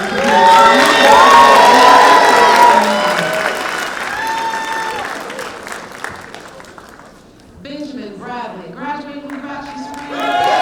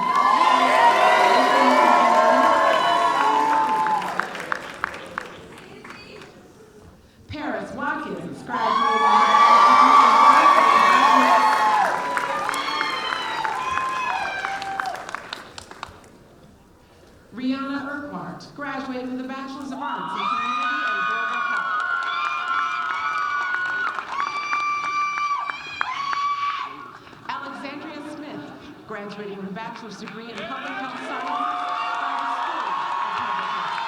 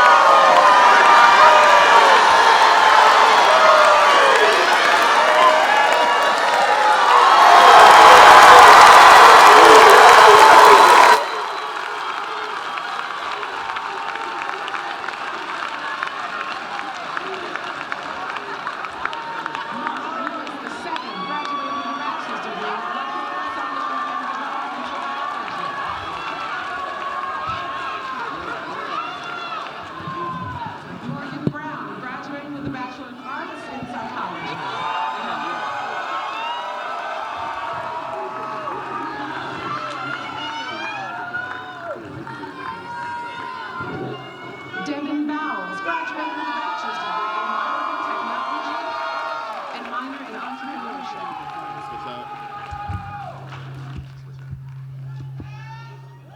Are you taking over? Is that what you're saying? Or just Mike? Braden Moore, graduating with a bachelor's degree in biopsychology, cognition, and neuroscience.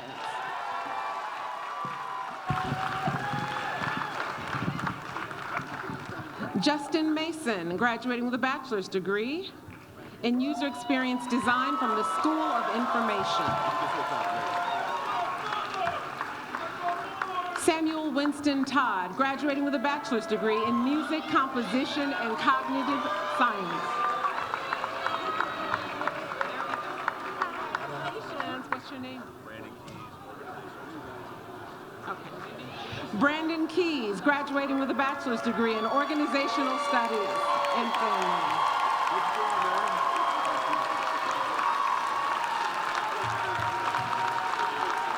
I'll give them a second. Sierra Leggs, graduating with a bachelor's degree in film, television, and media.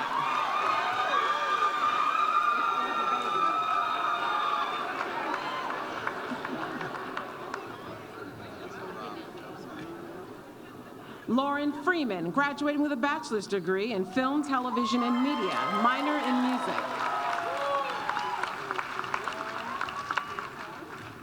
Lauren Ashley Horn, graduating with a bachelor's degree in film, television, and media, with screenwriting sub-major.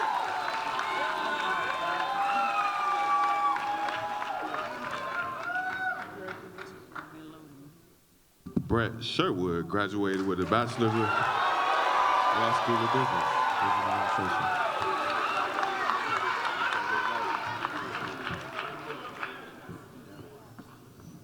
Amanya Woods, graduating with a bachelor's sociology, LSA.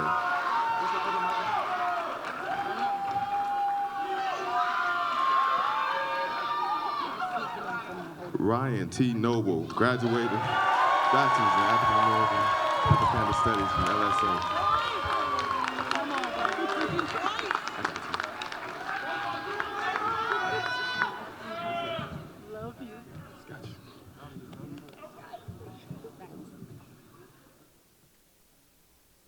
Alicia Jackson, graduated with a Bachelor of Arts in Legal Science.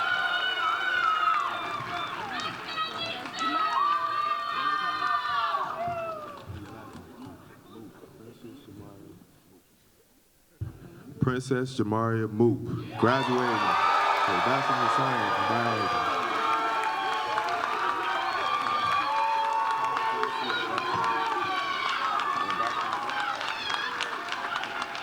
All right. Kayla C.A., graduated with a Bachelor of Psychology and Creative Writing.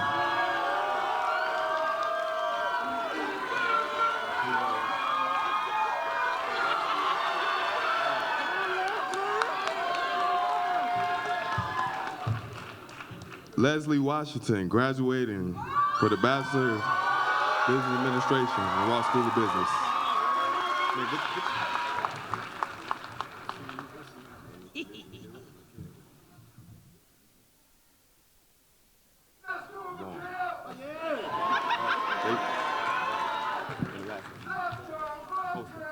Posted right? I got it, make sure. Michael Von Colston, graduated with a Bachelor of Evolutionary Biology.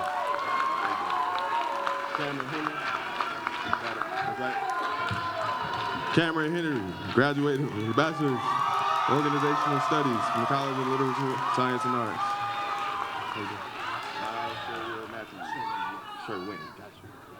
Miles Sherwin Matthews, graduating with a Bachelor's of Arts in Acting and with a minor in Community Actions for Social Change.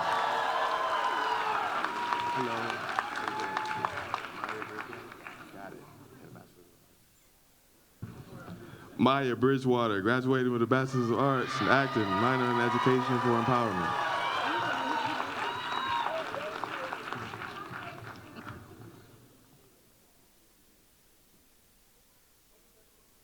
Sophia Lane, graduating with a Bachelor of Fine Arts in Acting.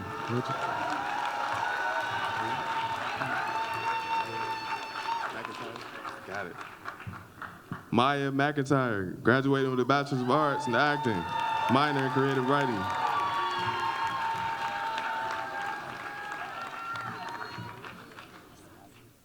Liv Morris, graduating with a Bachelor of Fine Arts in Performance and Directing.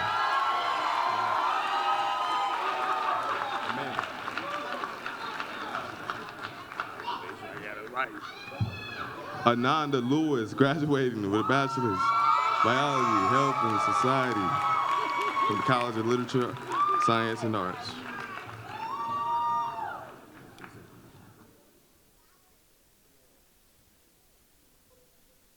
Minyan Sar, graduating with a Bachelor's in Biomolecular Science and a minor in Gender and Health Studies from the College of Literature, Science, and Arts.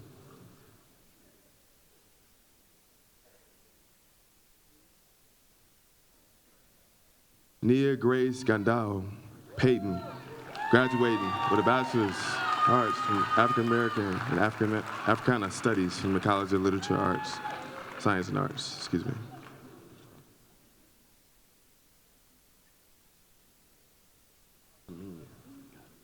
Danielle Camina, graduating with a Bachelor's of Fine Arts and Design.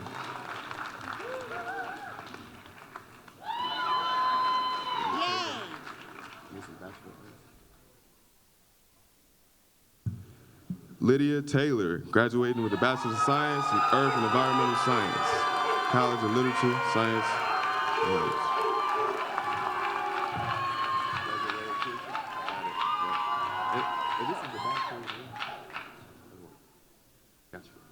Desiree Pearson, graduating Bachelor's in Business Administration from the Ross Business School. Good to see you, man. Is it Aiden? Got it. Aiden Jensen, graduated with a Bachelor's in Business Administration with a minor in Real Estate from the Ross School of Business.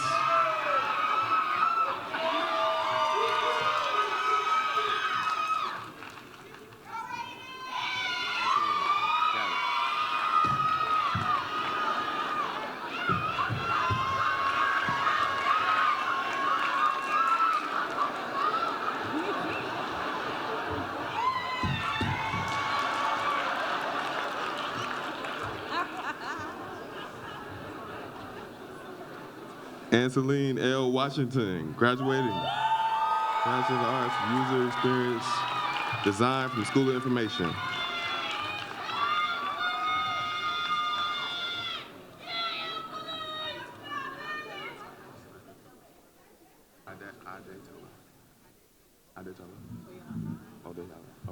Oh yeah, library. All right. Adetella. Oh yeah, library. One more time.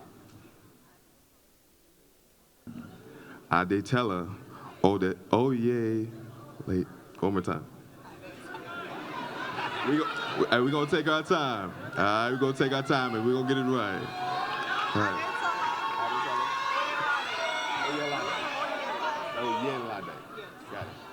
Adetella, oh yeah, Lade. There we go. Anyway, Bachelor of Science, Biology, Health, and Society, and Literature, Science, and Arts.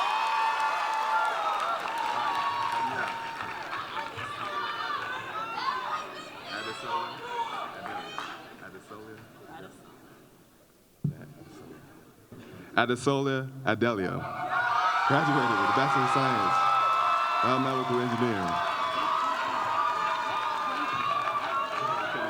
We can get that one. There we go. Love that house. That's right. Thank you.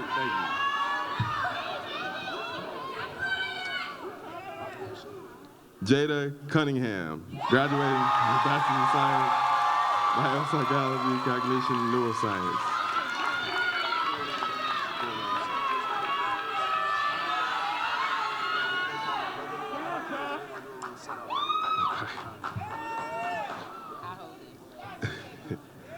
Joshua Hudson, graduating Bachelor of Electrical Engineering.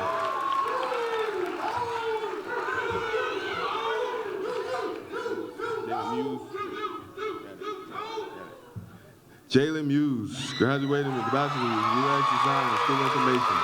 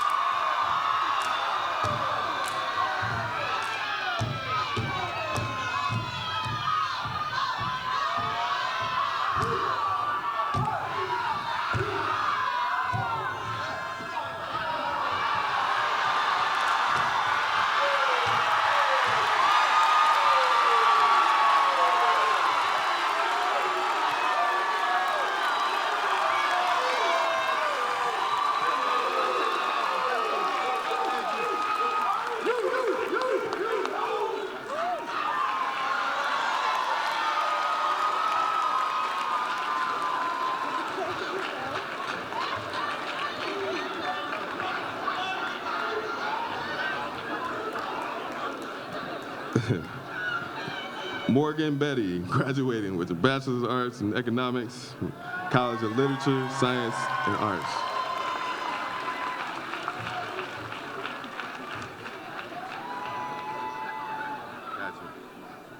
Kennedy Werlow, graduated with a Bachelor's of Business Administration from the Wall School of Business.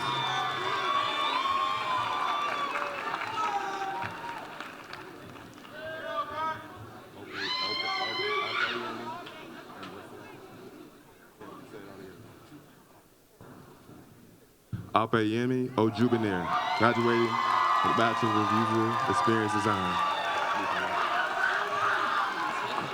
In a minute. I'll do this last one. That's it. Kyra Anderson, graduating with a Bachelor's of Industrial and Operational Engineering.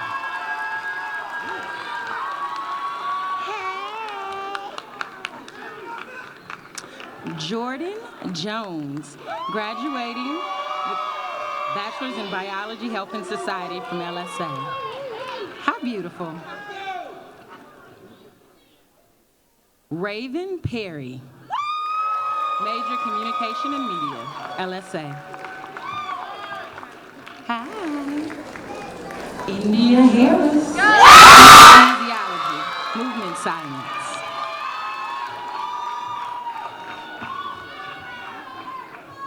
Shakira Lorraine Woods, School of Public Health.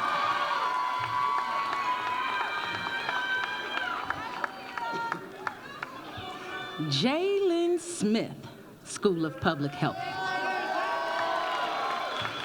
Hi.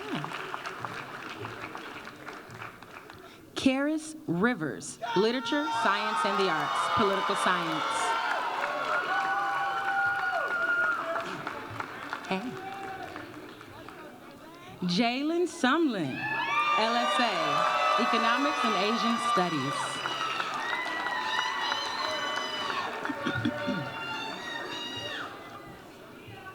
Donovan Christopher Flournoy, Kinesiology. Hey. Cameron Herbert, LSA.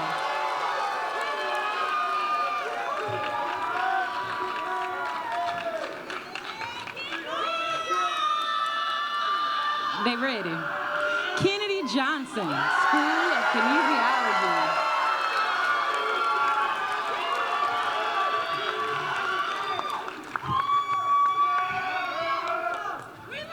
Emiko Clark, College of Engineering.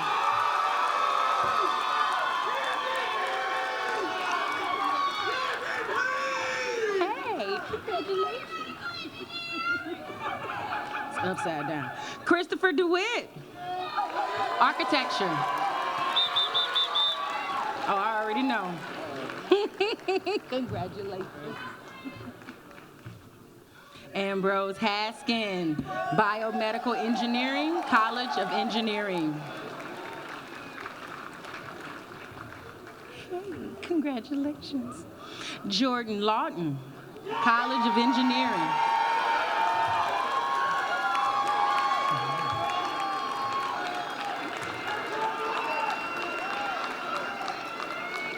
You going with that? You going with that? Okay, that's what I thought. I was like, wait, y'all didn't do the line, right? All right.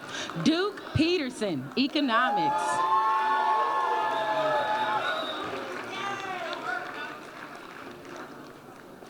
Lamar King, College of Engineering.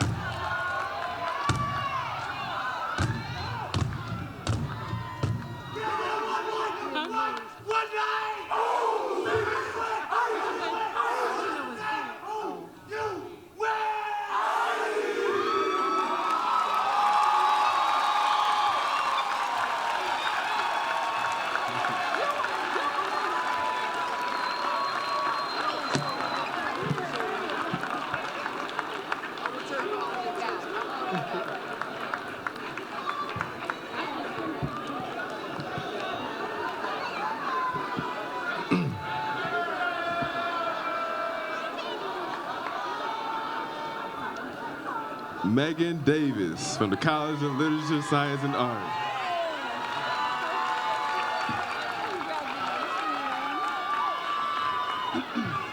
Hello. Idris Young, Stamps, Art and Design.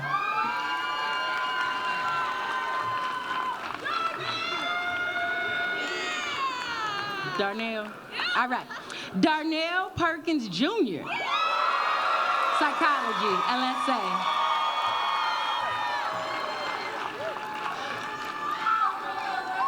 Amaya Paul, LSA, Anthropology.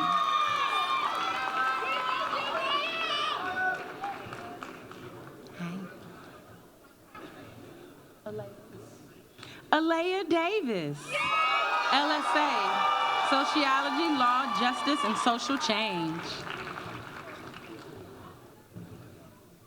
Amaya Safour, Literature, Science, and the Arts, Communications, and Media.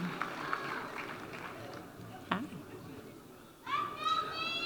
Brianna Simone Smith, Earth and Environmental Sciences.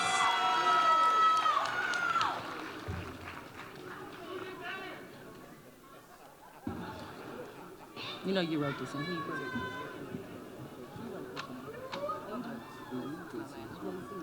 Okay. Aiden J.C. Williams, Music, Theater, Dance, Performance Arts Technology.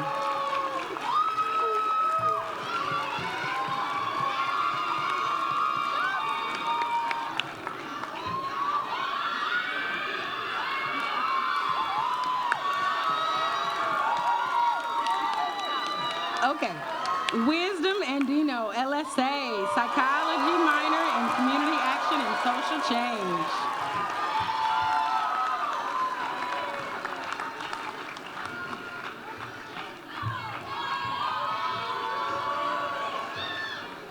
Kevin Wallace, College of Engineering.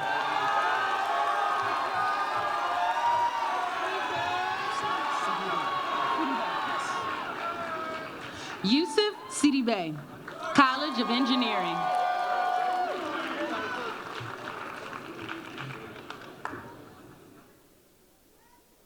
Liam Gagodi, College of Engineering, Biomedical Engineering.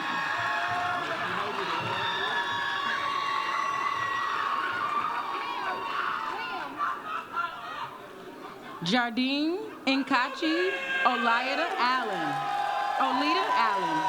College of Engineering.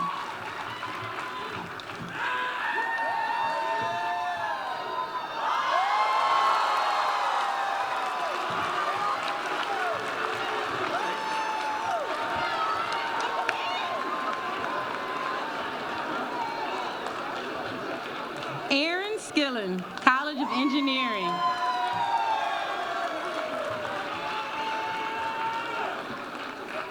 Ola Hassan, Literature, Science, and the Arts.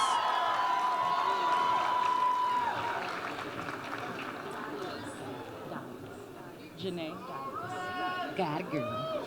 Janae Dias, Business Administration.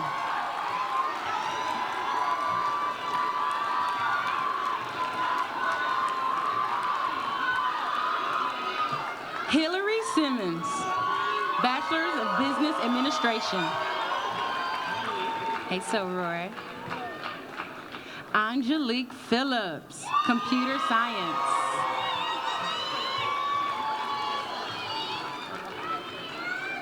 Sanaya Wilson, Bachelor of Science in Nursing.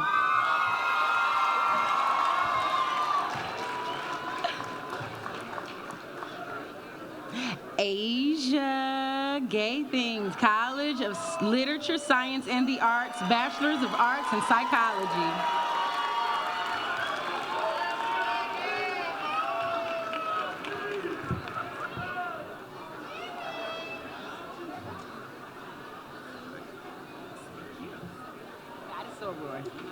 Yosola Odunuga, Biology, Health, and Society.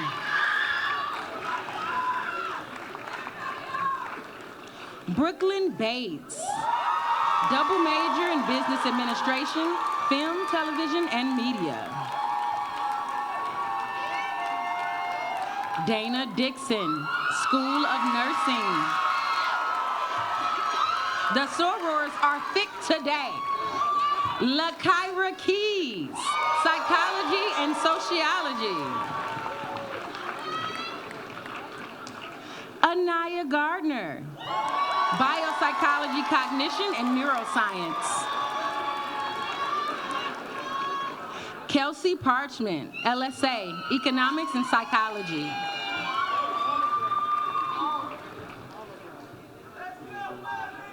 Tye Grant, Sociology and Social Work.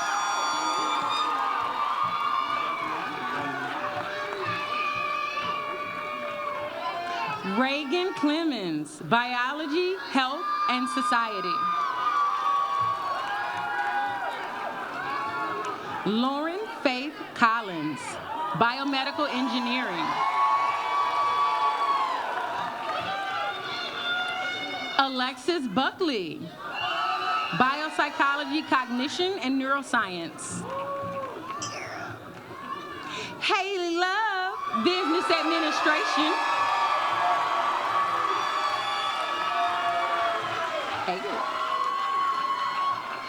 Kennedy Smith, Electrical Engineering.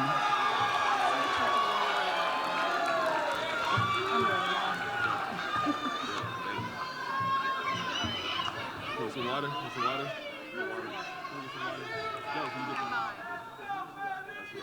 She got some.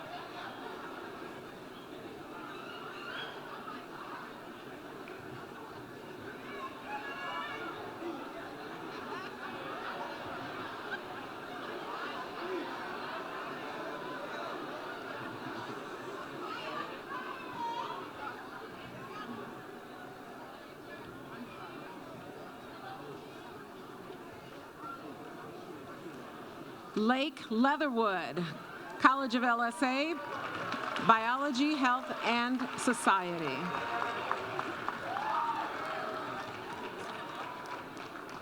Ella Ngasa, LSA, Film, TV, Media, and French. Sierra Turner, LSA, Philosophy. Kyle Hurd, LSA, Biochemistry.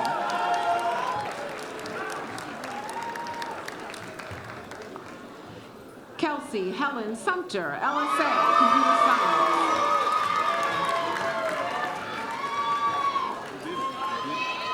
Jada Maxwell, LSA, Biopsychology, Cognition, and Neuroscience.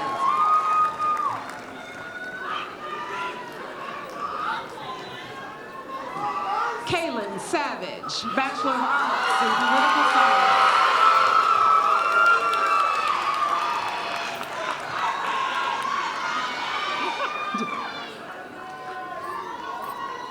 Chloe DeBose, LSA, Women and Gender Studies.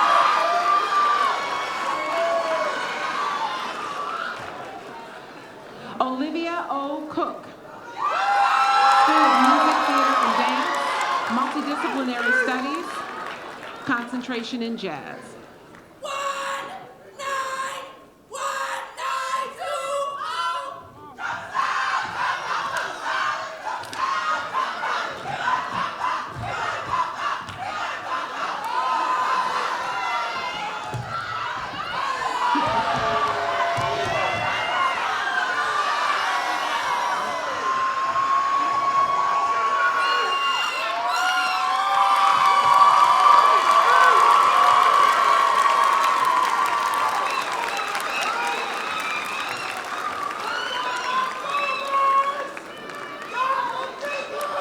Kelsey Coy, Taubman College of Architecture and Urban Planning, Bachelor of Science in Architecture.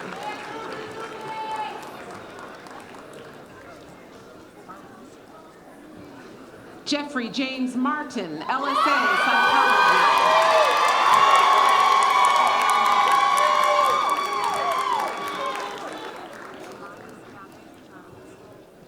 Imani Drame, School of Kinesiology, Neuroscience.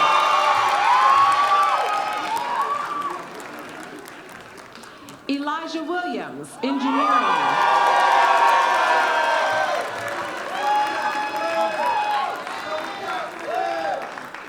Jacqueline Dianis, LSA, Communications and Media.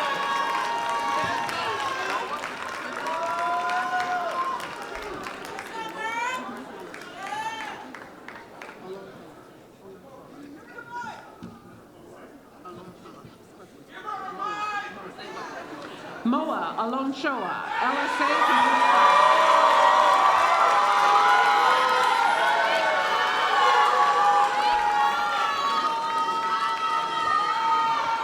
Sierra Galloway, LSA, Biology, Health, and Society.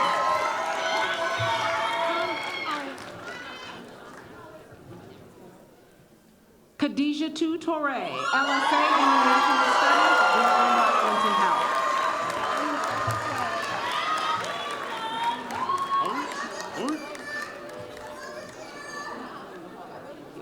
Sophia Noor, LSA, Biology, Health, and Society.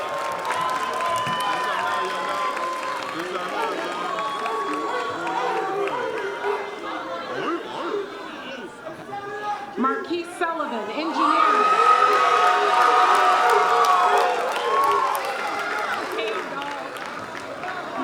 Tyler McMorgan, LSA, History and Science.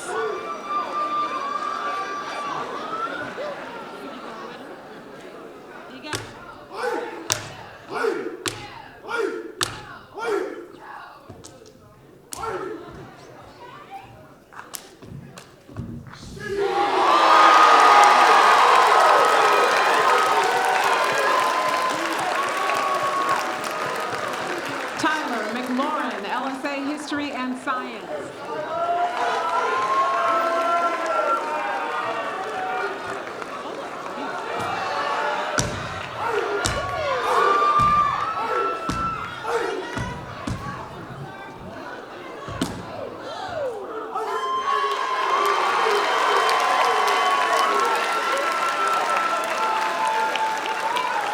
Kaylin Benton, LSA, Biopsychology, Cognition, and Neuroscience.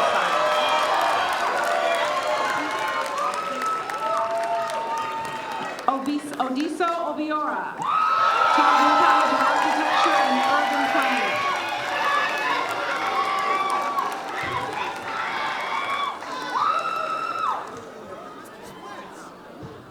Chidima Udeguman,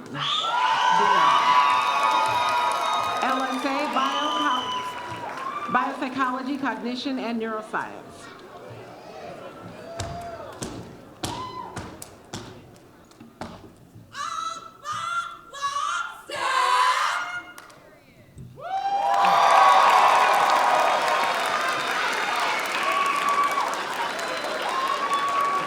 Indea Denise Spence, School of Kinesiology, Applied Exercise Science.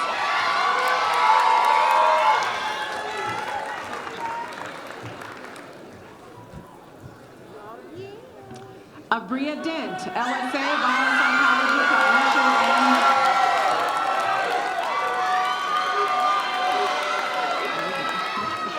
Dan Michael Brown, College of Engineering.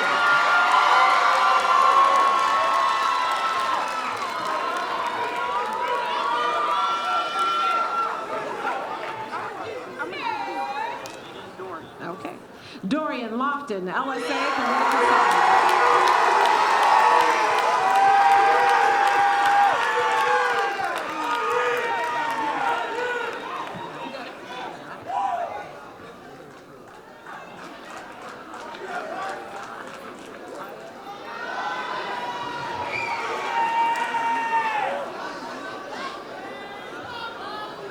I'll wait.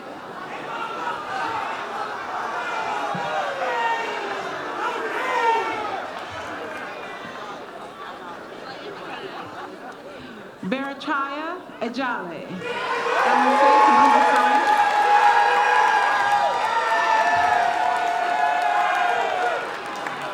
Nicholas Pettigrew, Alfred Tarleton College of Architecture and Urban Planning.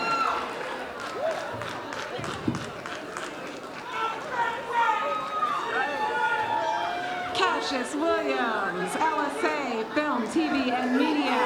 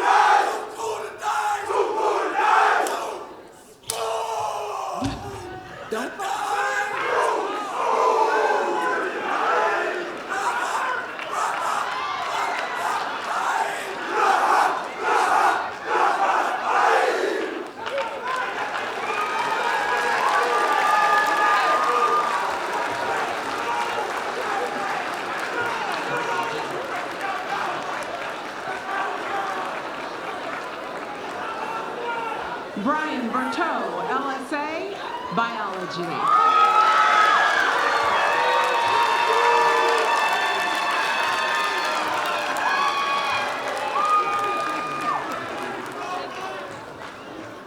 Dia Mitchell, LSA, Psychology.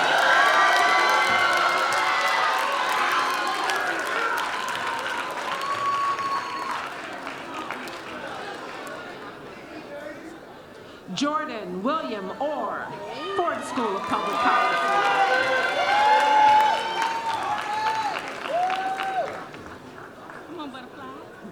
Ashley Lewis, LSA, Biology, Health, and Society.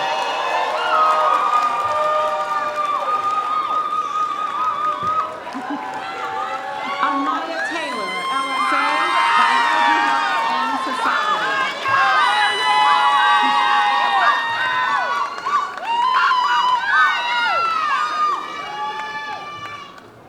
Rochelle Alexandria Parrish, Bachelor of Science in Nursing, School of Nursing.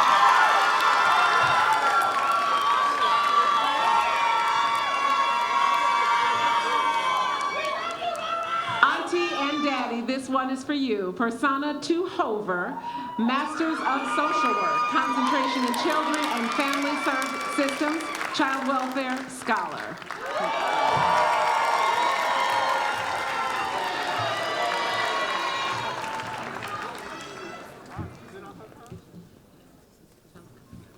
Angelica Mbafalu, College of Engineering, Masters of Science in Mechanical Engineering.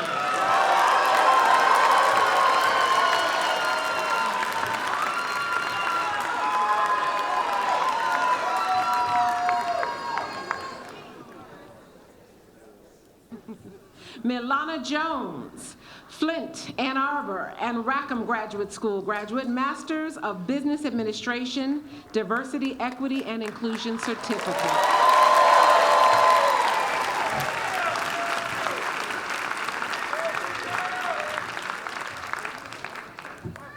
Alicia Johnson, School of Management, Masters in Science and Leadership and Organizational Dynamics, and Masters of Business Administration.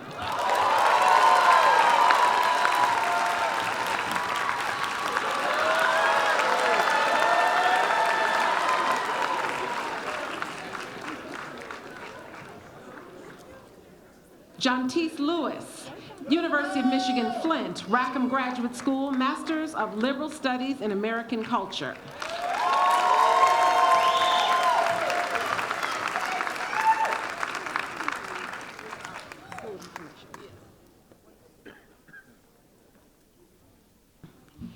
Triana Reed, School of Information, User Experience and Design, Masters.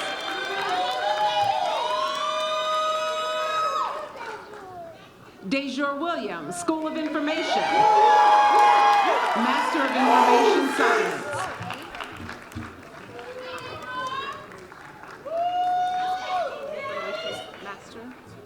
Tanae Dixon, School of Information, Master of User Experience Design and Research.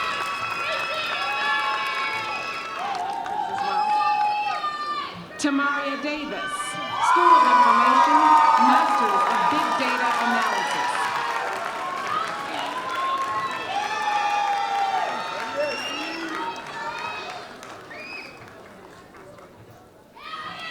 Kyra Janae Ruth Blevins, School of Information, Masters of Science and Information.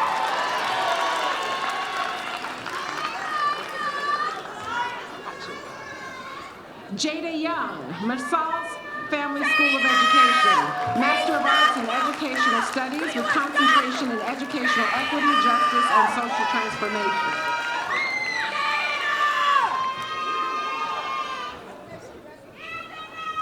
Shayla Eileen Harrison, School of Public Health, Master of Public Health in Health Management and Policy.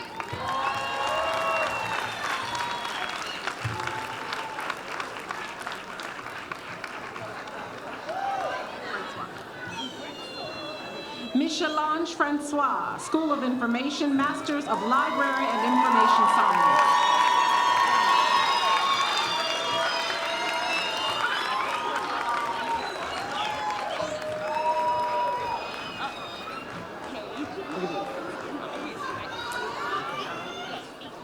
Janae Marie Jones, School of Public Health, 2 master's degrees. Master of Public Health and Master of Epidemiology, Health Behavior and Health Information, 2 master's degrees.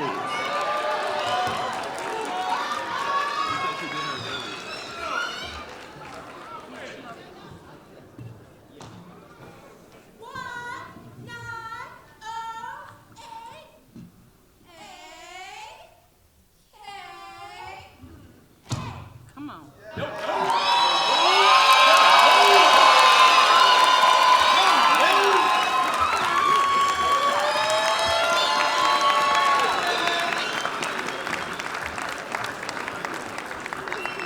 Amari Rose Aaron, Master of Social Work.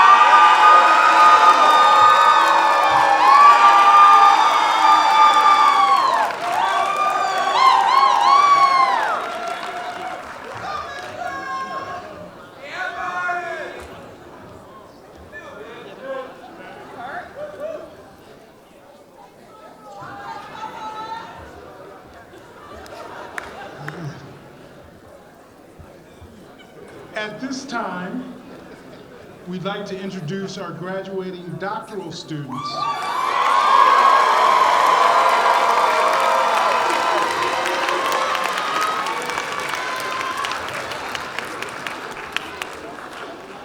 The doctorate degree is the highest level of formal educational achievement in our system of higher education. While the other degrees signify a mastery of a set of knowledge in a particular field, the doctorate is the one degree that signifies that the holder has the credentials and skills to be a producer of new knowledge in that field. It is only the doctorate degree in which the student, upon graduation, is at the same educational level as their teachers.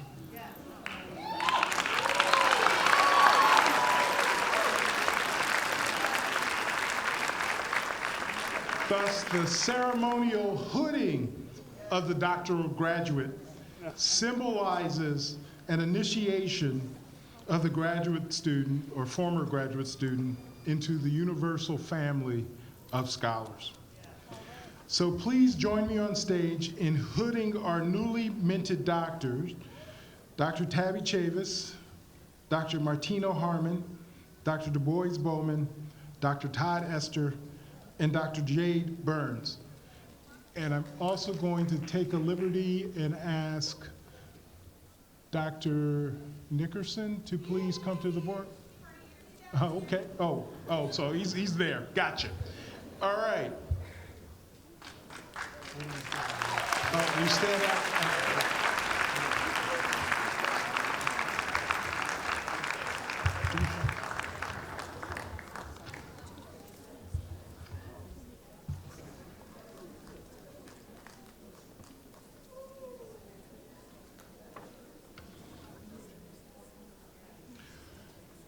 First, we have Dr. Todd Esther, who will be hooding first a Daisy Inelli, College of Pharmacy and Pharmaceutical Sciences.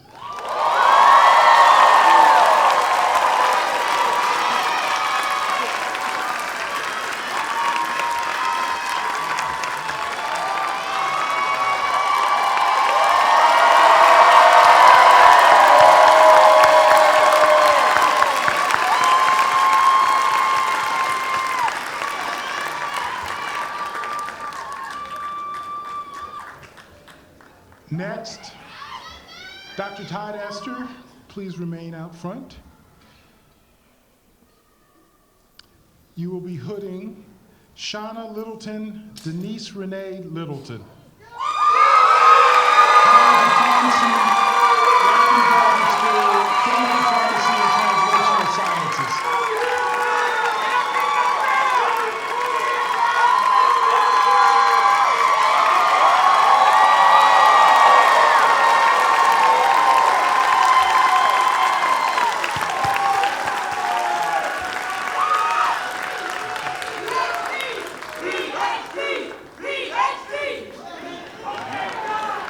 Next, we have Dr. Du Bois Bowman, who will be stepping up in front and first hooding Dr. Shayla Eileen Harrison, in the School of Public Health, Health Management, and Policy.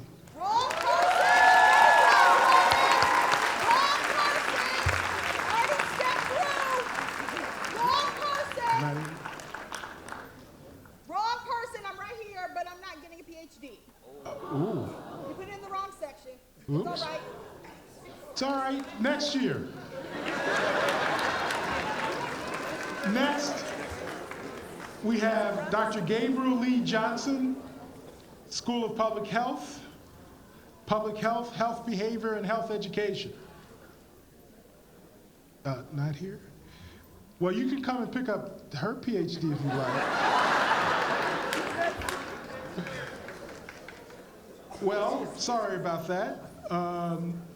We have Dr. Tabby Chavis, who will hood, Dr. Gabrielle Kubi, College of Literature, Science, and the Arts. Nope.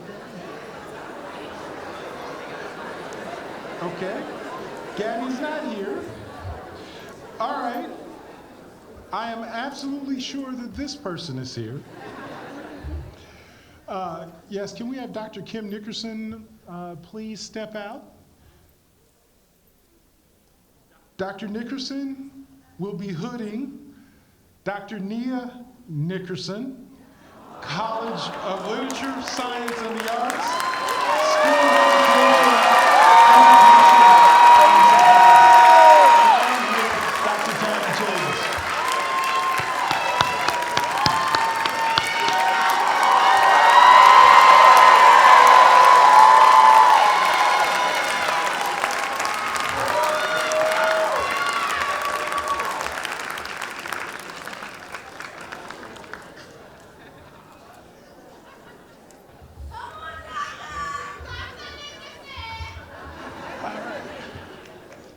Next, we have Dr. Martino Harmon again to hood, Dr. Kelsey Marisa Thorne? No? No? We don't have that. Okay. Dr. Jane Burns?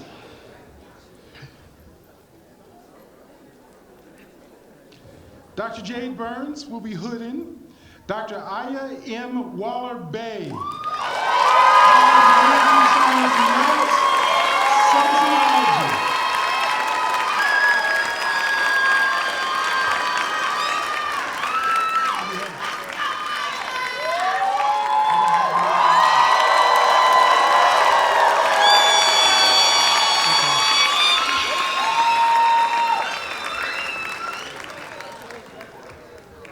So, okay, yes. Do we-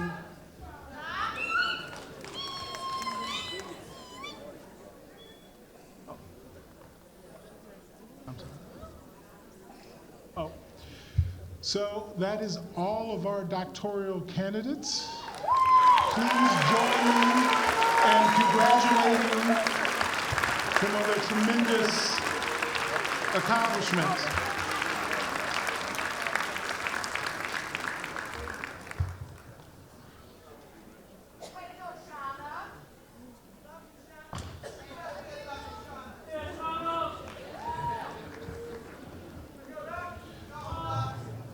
So let's take one more time in my honor to present the graduating class of 2025, the Black Celebratory at the University of Michigan. Would our graduates please stand?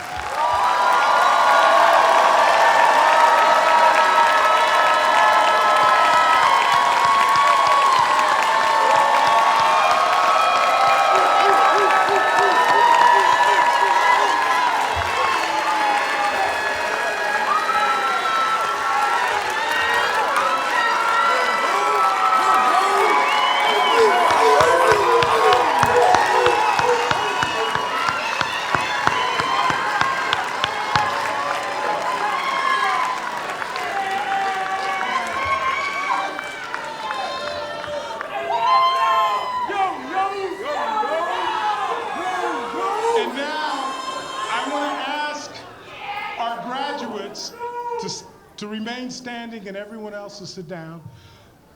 But I want our graduates, would you please find your family, your parents, your supportive, your loved ones, your liked ones, and say thank you by giving them a round of applause.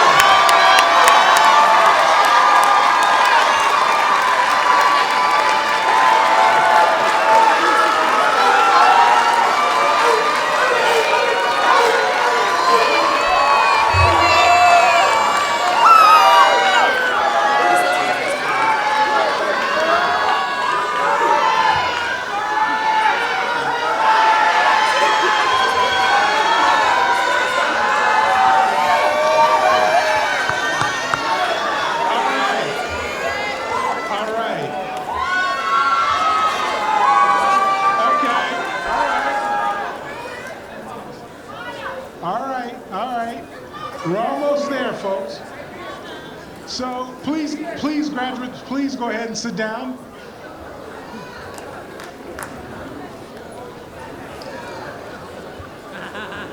So I must apologize to everyone. We're almost there. I must apologize to everyone. I did not do my job. We're not quite on schedule. So it's my understanding that the study session has been canceled. And so folks are going to go straight home and go to bed. They may make a stop first, but don't worry about it. Parents and stuff, they'll be home soon, at least in enough time to get to church in the morning. So as we go to our home stretch, I just want to offer my personal congratulations to each and every one of you. I know how much you have accomplished and how much more you will accomplish in the future. And you have nothing but my love, respect, hopes and dreams going with you. Thank you.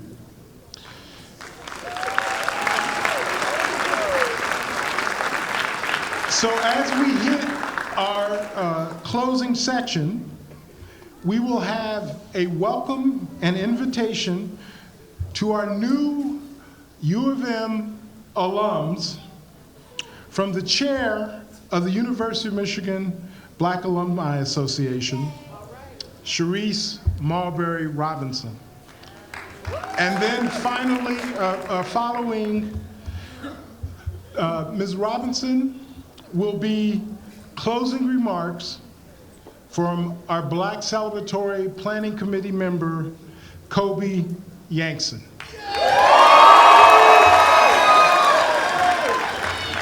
Go Blue.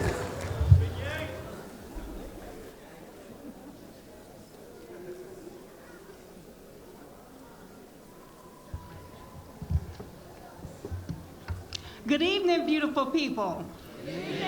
And most of all, congratulations to the unstoppable, unshakable class of 2025.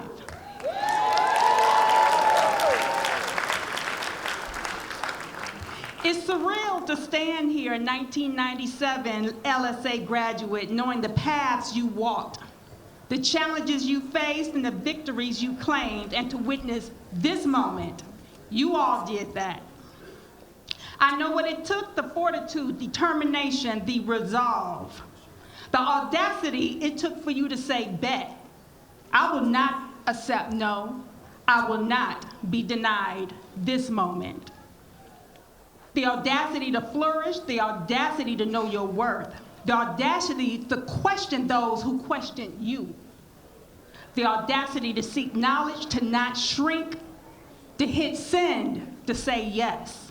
The audacity to shine, to lean into joy, to press on until you wore a tassel hung from the left side. That's not just audacity, that's greatness. And today, with caps raised and shoulders high, you remind the world you are audacious. As you step into what's next, remember this, as I quote, "You are the greatest project you'll ever work on." You are the greatest project you'll ever work on. Restart, refocus, reset as many times as you need, because it takes audacity to bet on you. And when you do, the world better be ready. As you rise into your purpose as CEOs, artists, change makers, educators, engineers, perhaps the next, the best, or even the first, don't forget the legacy you're stepping into, the ranks of the Black alumni of the University of Michigan.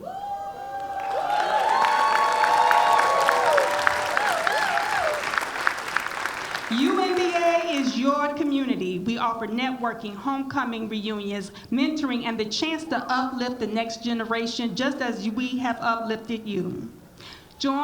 You are invited to join the Alumni Association of the University of Michigan. Visit umbagoblue.org. There's also a QR code in the back of your program. On behalf of UMBA, we are very proud of you. Very proud of you. I've been emotional all night. We look forward to soon working with you as our members. And so may your futures be bold, your spirits unbreakable, and your impact undeniable. You are the victors valiant. You are the leaders and best. You've already shown us what audacity looks like. Now go out and show the world. Congratulations, and as always, go Blue.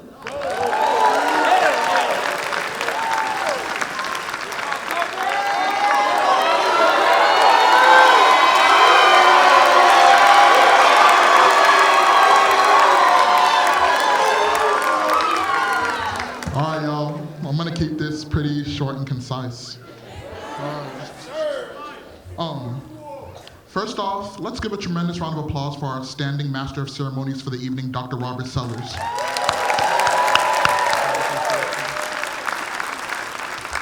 Okay. As we draw this memorable evening to a close, we express our deepest gratitude to the families, administrators, faculty, staff, and extended community whose unwavering support has made this day possible. A heartfelt thank you to the Black Celebratory Planning Committee, whose tireless efforts and visionary planning have brought tonight's event to life. On behalf of the committee and the class of 2025, I would also like to extend special recognition to our dedicated advisor and coordinator, Greg Thomas, for his invaluable time and energy in planning the 32nd annual Black Celebratory. Let's give him a hand of applause.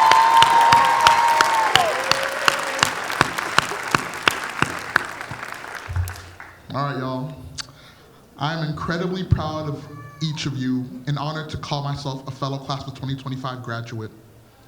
As you reflect on your journey to this point, I hope you carry forward all the lessons learned, relationships formed, and memories made. In times when the future may seem uncertain, remember that your resilience and gifts remain constant. Your capabilities are intrinsic to who you are. It's not on you, it's in you. As we move beyond our roles as Black undergraduates and graduate students, let us boldly embrace our futures as Black educators, social workers, engineers, health practitioners, lawyers, performing artists, policymakers, and as engaged and caring Black citizens. Let us continue with the audacity to serve, to lead, and to uplift Black communities across the nation and the world. Once again, we thank everyone for being here tonight, and to those watching via live stream. As we stand to exit, we ask the audience to please remain in place to allow marshals to lead the graduates from the auditorium. Have a wonderful evening, everyone, and forever go blue.